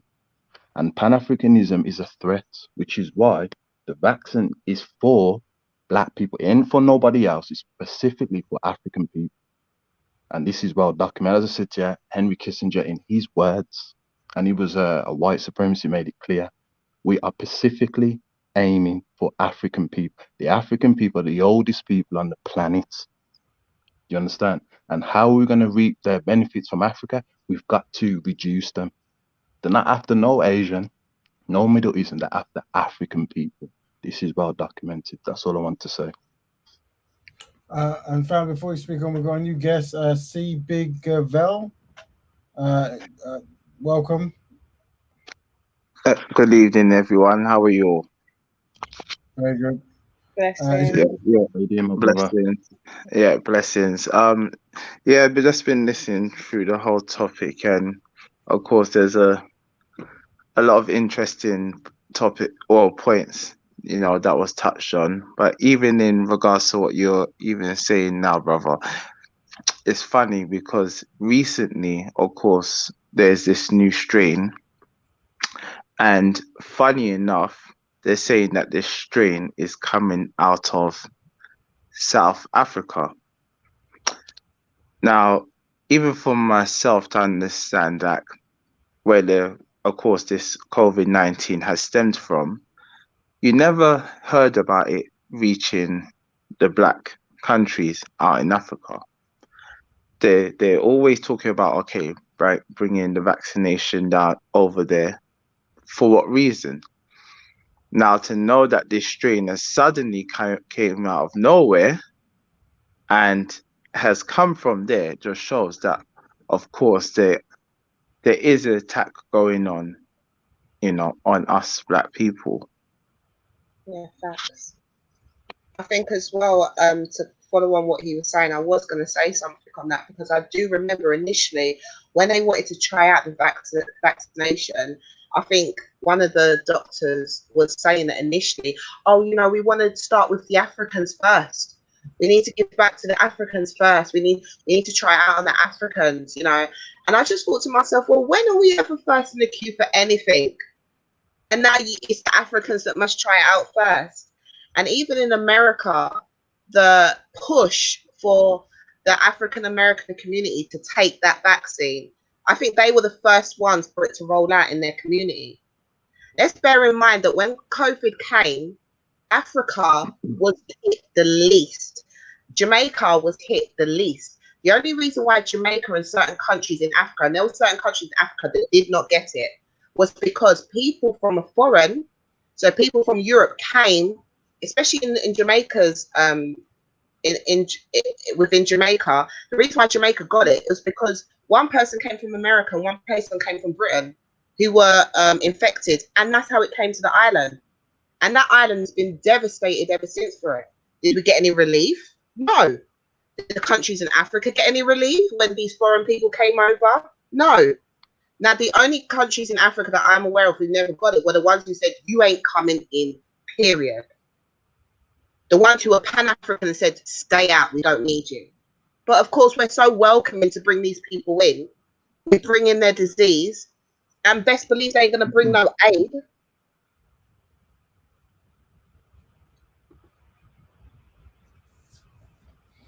Yeah, interesting. Yeah, and I'm glad we're all giving our perspective. Brother, Big Eva, was there anything else you want to add to that? Did you conclude your point on that? Just so I can be clear. No, it's just really and truly just to add on that, throw that in, because I said I just just discovered this recently. Came across an article, and it's just saying this new strain suddenly has come out of South Africa, and I was thinking to myself, like, when was it even over there in the first place? But now suddenly it just came out of nowhere. They don't know where it's come from, and yet they're saying it started over there. So it's just to add on to what that brother was saying, that they're trying to attack us and get us to take the vaccine first. And Right. like Takushi said, when are we first in line for anything? But yet we are the ones that are the scapegoats. And even to add to that, even tracking the people who have had the vaccine, apparently is supposed to insert a small chip within this vaccine.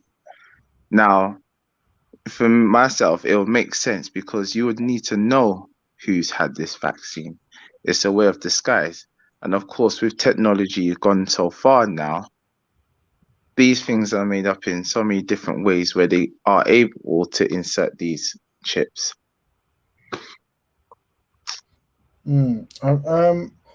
Just for viewers who might listen now or in future times, just so that you know that for the people talking here, there seem to be synchronized on their views on vaccination and stuff. But just have a historical context of where it comes from.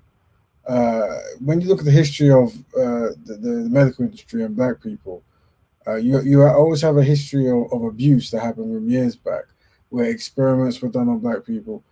And then when you look at things like tangible solutions, where black people are asking for things that are required or demand from past mistreatments, you find that very few governments come forward to actually give black people what they deserve or what they're owed.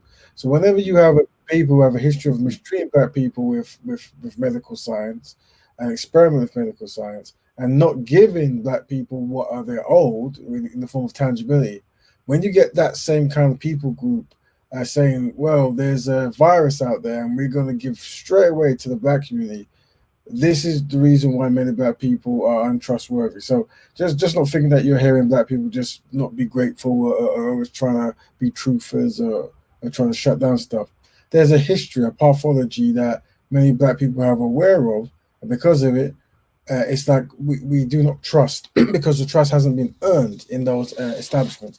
And that's why, just to make more clarity, that it's not just people just boo-hooing every single decision made. Anyone want to jump in on that?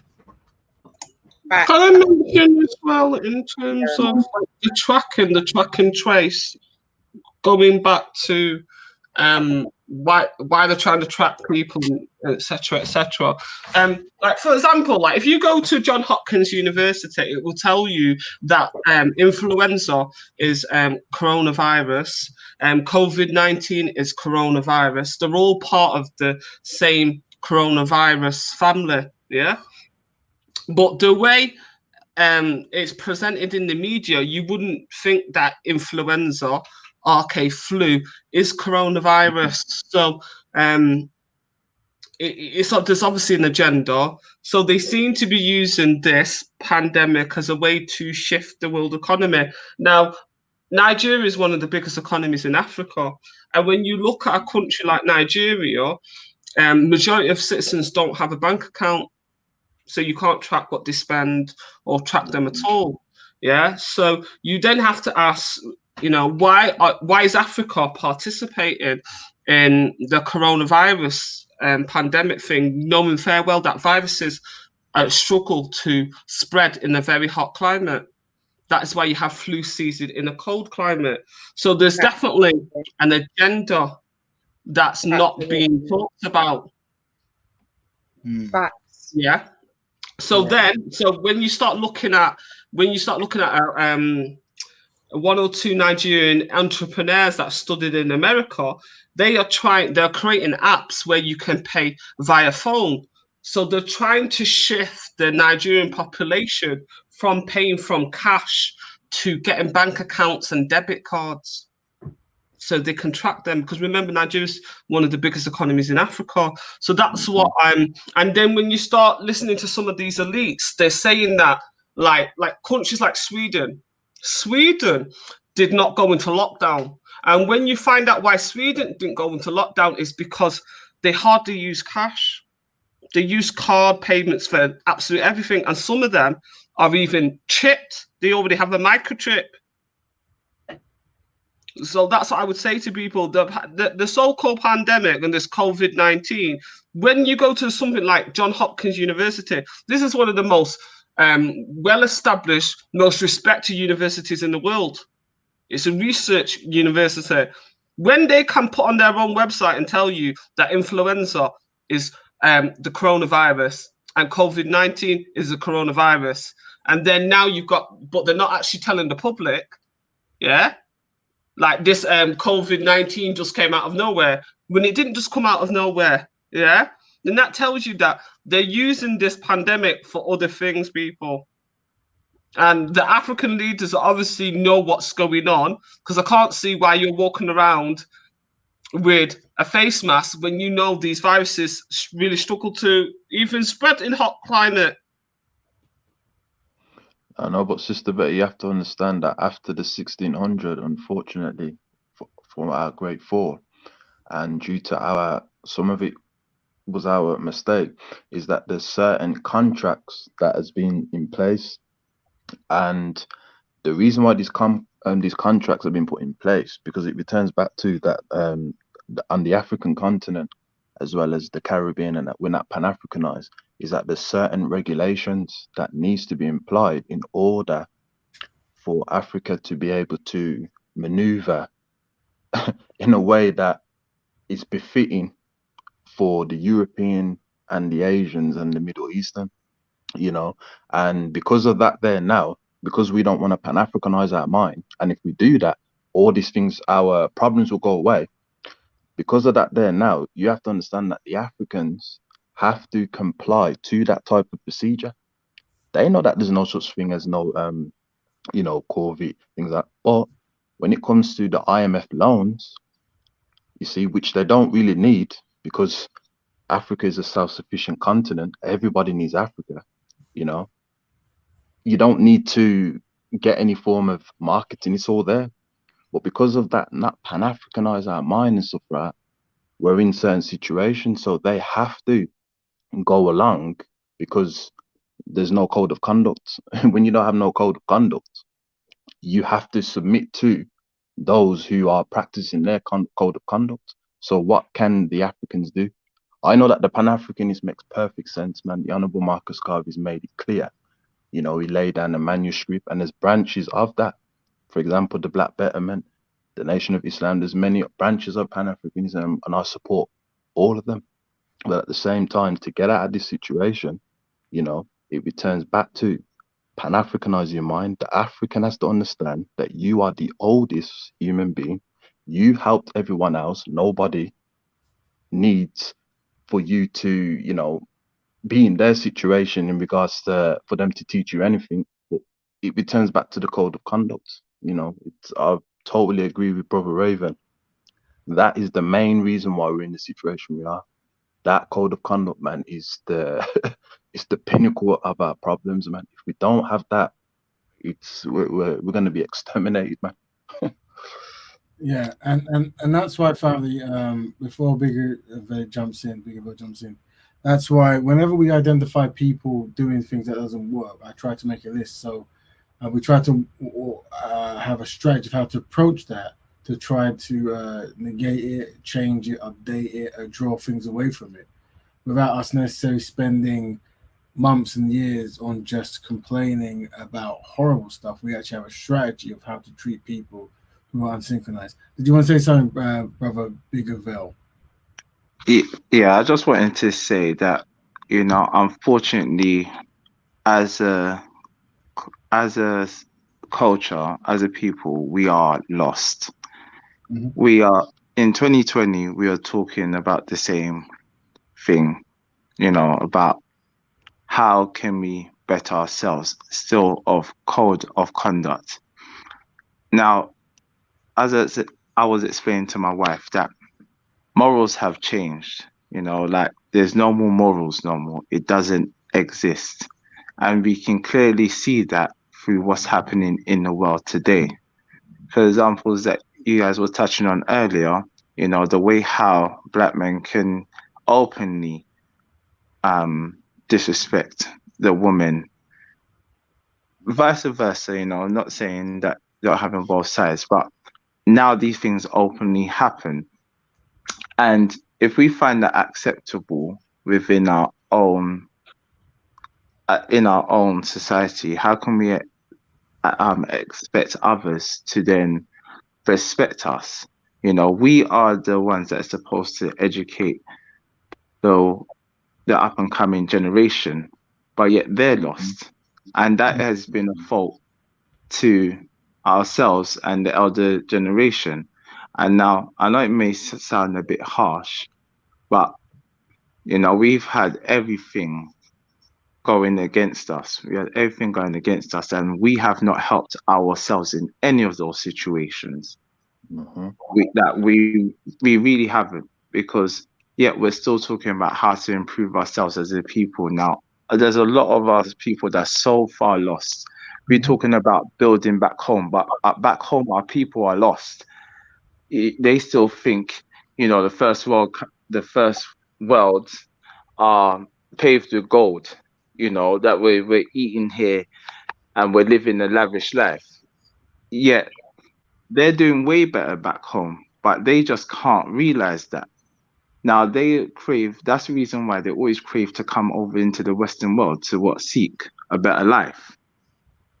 Yet we're trying to do the opposite, but then there's nothing back home to go to. If they're lost, what can we go back home to build upon? Well Now said. we're thinking about, yeah, let's invest back home, but they don't want to invest in themselves because they're giving away to the opposition when we're trying to feed our own people.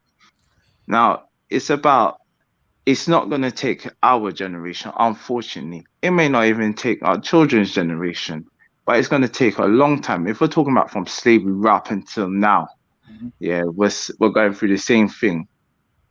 But what does the future hold? Yeah, and the examples that were given earlier, we are so far lost in regards to how we disrespect each other in our own community. So how can we expect to push forward and move forward if we still have this mentality? Very Now, true. you know, like us as a small community, yes, but again, you know, with everything that you guys are saying, you know, controversy sells. Right. You know, controversy Controversy. and Okay. drama sells. Mhm. So that's the reason why we can't go and find positive things uplifting each other. It's very scarce. You know, Yeah, it is, brother. Let me just jump into age on that. And that's why a lot of the solutions might be somewhat holistic in the sense of they're all connected and they expand off each other. And that's why I'm using the lifestyle. I'm just going to mute someone's mic. I don't know who it might be, some regular mic. I don't know. Hold on. Let me just mute everyone's mic just in case so I don't get any spills. Sorry about that. Yeah, so what I was saying is a lot of this stuff is connected in the sense of right now I'm speaking about a lifestyle, Black Betterment. Some speak about Pan Africanism, some speaking about Nation of Islam, B1, and all the other things. For me, the most important thing is awareness and consciousness that you're trying to do something, right? And the problem we might face is by not discussing things and talk about what we're trying to achieve, whatever is around while we're operating will influence us. And that's why all the things that we're saying that's negative are outside influence. Like it doesn't make sense for a people group to actively work against their progress, but that's what we're seeing. So in order for us to reach out, we need to have like synchronization. So the synchronization is from my standpoint, I say I'm a Black betterer. Yeah, that means I help Black people and Black issues. I'm dedicated to such. So if there's a person in Africa who says the same, then me and that person can network at such a greater rate because we're on the same page. Yeah. So naturally, I'm going to go out and help Black people anyway. But not all Black people I help are on the same page. They just benefit from the work I'm doing. But on one of them, a few of them around the world are actually synchronized with this concept.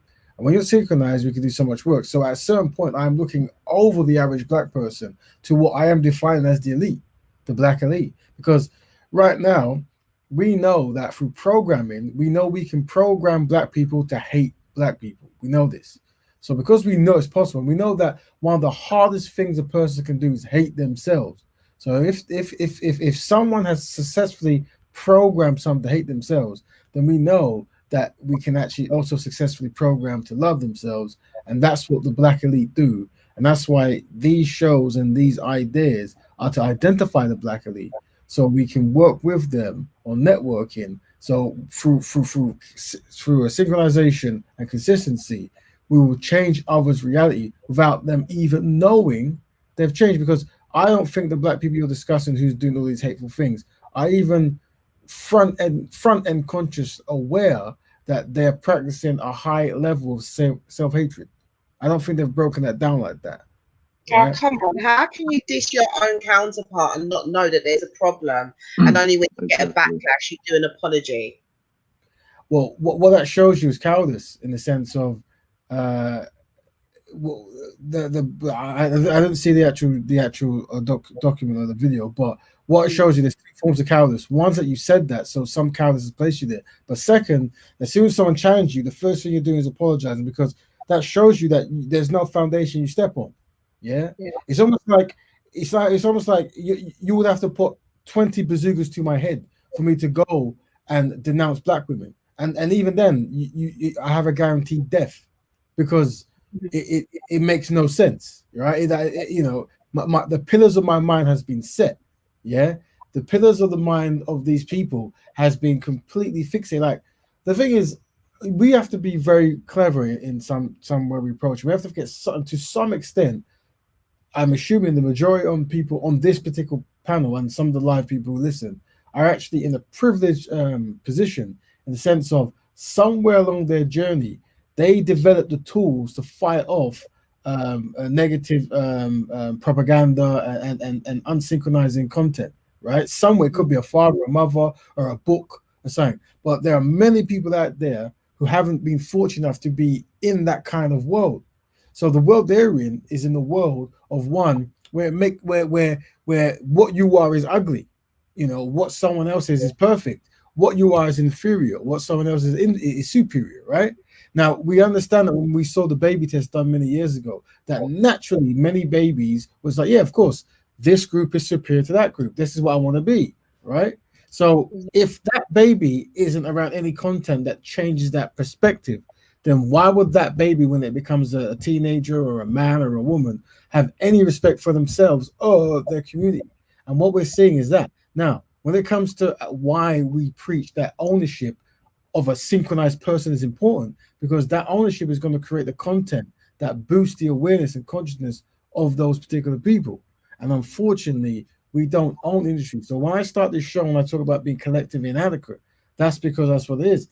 But also what's important is giving people a knowledge of self. So when they do own stuff, they make sure that the content they push out or the behavior practice they have is synchronized with something that can actually add better and a self-esteem to a people group. And it's a step-by-step process. But I hear the complaints, and I understand that these people must be corrected. But from a people like ourselves who are aware of it, we must also understand that some of these people come from a different background, and our job is to try to give them knowledge so they minimize and stop this behavior that they're doing. If that makes sense. But brother We might, Raven, I we just might Yeah, be just different wanted to. backgrounds. No, I totally agree. But you know, it might be different backgrounds, but we claim that we're all one people. Yes. Now, it's about being able to have that sort of like throughout slavery, we were great entertainers, and we took it around the mean into a bloody great job. Where we own it now. We may not own it in terms of at the top, but our faces are on the screen as entertainers. And throughout history, that's what, or they say through slavery, that's what they had us doing, entertaining. But then it's not about now, start disrespecting our own selves, which you know, we've allowed ourselves to get to that point now of where we find it's okay to disrespect each other. yeah. You I you think know, you know what as well. I was gonna go back to what Brother Brave was saying.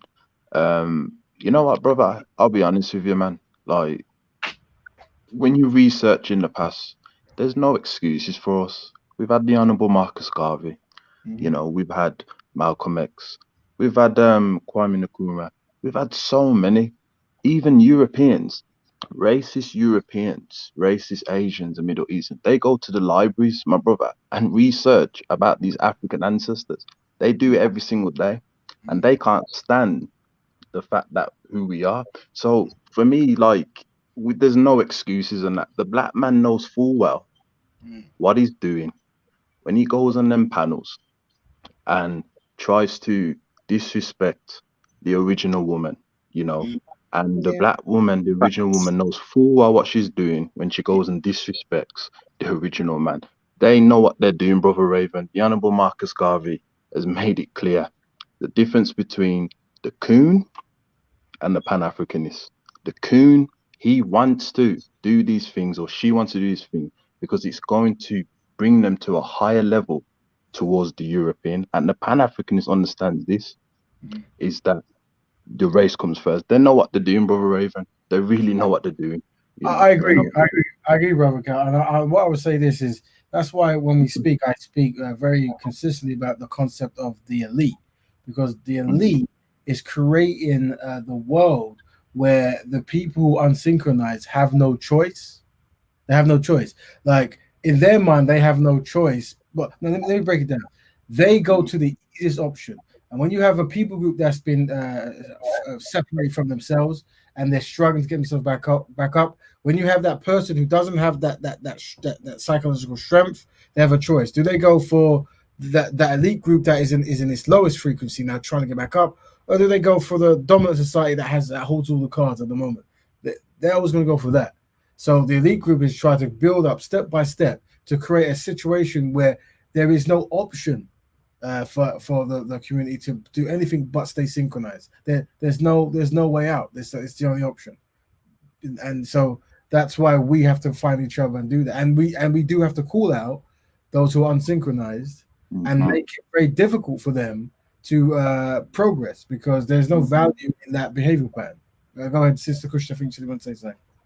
yeah. I was just gonna say that majority of what you said there, I do agree with. But I do agree with what Brother Kay was saying is that, I don't think there's any excuses. I think what Brother Kay was saying in regards to, focusing on self, looking after the community and relying on ourselves is the goal we need to set to get to. But I don't think we're there yet. I don't think that we have that community. And this is why I said, which is exactly what you're saying, Raven, is that like-minded people need to focus on that. We need to be focusing on getting collected together to build that community. I have got no, if I'm there focusing on the quote unquote coup, I'm giving energy and time to try and say something that's so obvious to to this one group of people. Meanwhile, there's 20, 50, 100 other people that can get it and want to work together and collectively work. Mm. Mm. And that's very true. And one thing I would always say, and it's a technique that I use, that when you find yourself in public and you find a person who's completely unsynchronized and working against the betterment of black people, is what you do is you talk through them to someone else. You see, you use them as a medium to channel information, and you use their words and the counter to their words as a way to educate someone who's watching, and then how you stay consistent with what you're doing, and the inconsistency of what they're doing will hopefully influence a next person to come and jump and be a part of the elite group that's going to make differences for black people. Absolutely. You know what the hurtful thing all about the it? time, the freedom fighters were a problem to the community when they first come out. Majority of the black people saying that you're giving us problem, you're causing problems with the mass, the white people are getting uncomfortable. You know, all these leaders that stepped up were never 100% you know, loved. They weren't always, they got a lot of backlash from a lot of black people who were just quote unquote comfortable, that could bear it. And they didn't want you to shuffle, they didn't want you to disturb what's going on. They were scared. It took a few, it wasn't the majority, it was the few that got together and started demonstrating it. And as always, and I don't think it's just a black thing, I think it's a human thing, majority of the people are sheep. Only when they see the progress, they jump on.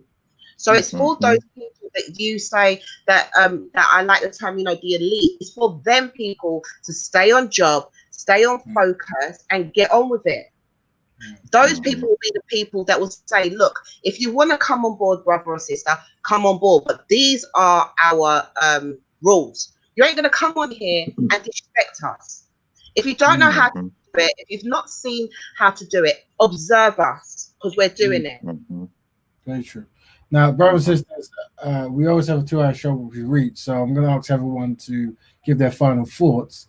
What I would say as well is I'm definitely interested in having more dialogue with the sisters. So if you guys have any particular topics you want to do, let me know. And by all means, you can open, or I can open my perspective to jump on. But we are looking to get more sisters involved in back and forths. So if everyone could also give your final thought, then we can say goodbye to the community. So who would like to start? By all means, jump in.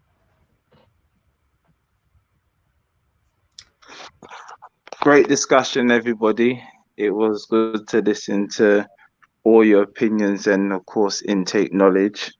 You know, we learn something new every day, and we can always, you know, take knowledge to be a little bit wiser and know how we can move forward in positivity as a community.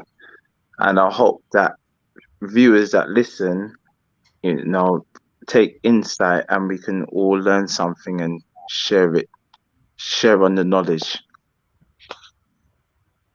Thank you, brother. Brother Cal? Yeah, I just want to say, you know, that you know, the Honorable Marcus Garvey, there's 3 things that he promoted which made his movement very successful, and he didn't need to use a religion. Is that he advised us with holding on to our culture, understanding politics, and using the economics to fund that.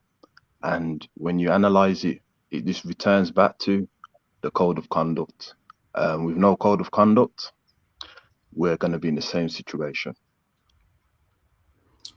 Thank you, brother. Sister Betty, would you like to say a final thought? Yeah, I just wanted to say 50%, over 50% of Africa's population does not have a bank account, so they're unbankable.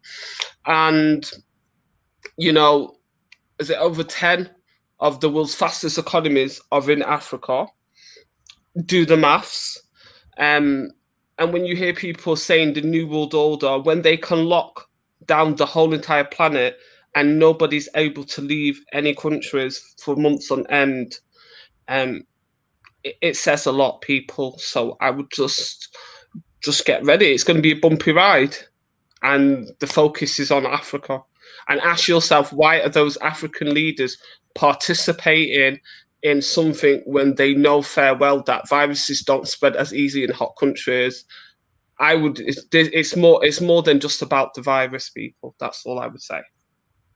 Thank you, sister. And finally, Sister Kushti.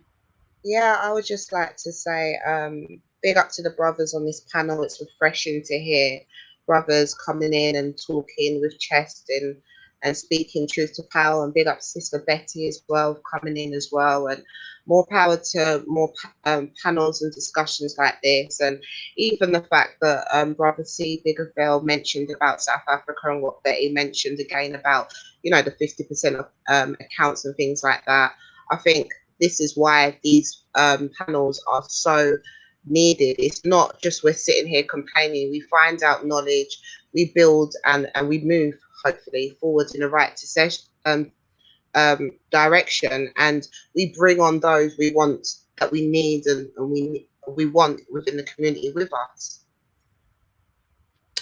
Thank you. And like that, we're going to end this show, and hopefully, in future times, people can look at this video and get some knowledge and become betterers. Thank you, guys. Bye, everyone, and see you next week. And remember, if you're a woman, a lady, a sister in the community, and you want to jump on the panel or have a topic, you're more than welcome to jump in. Thank you very much. Goodbye.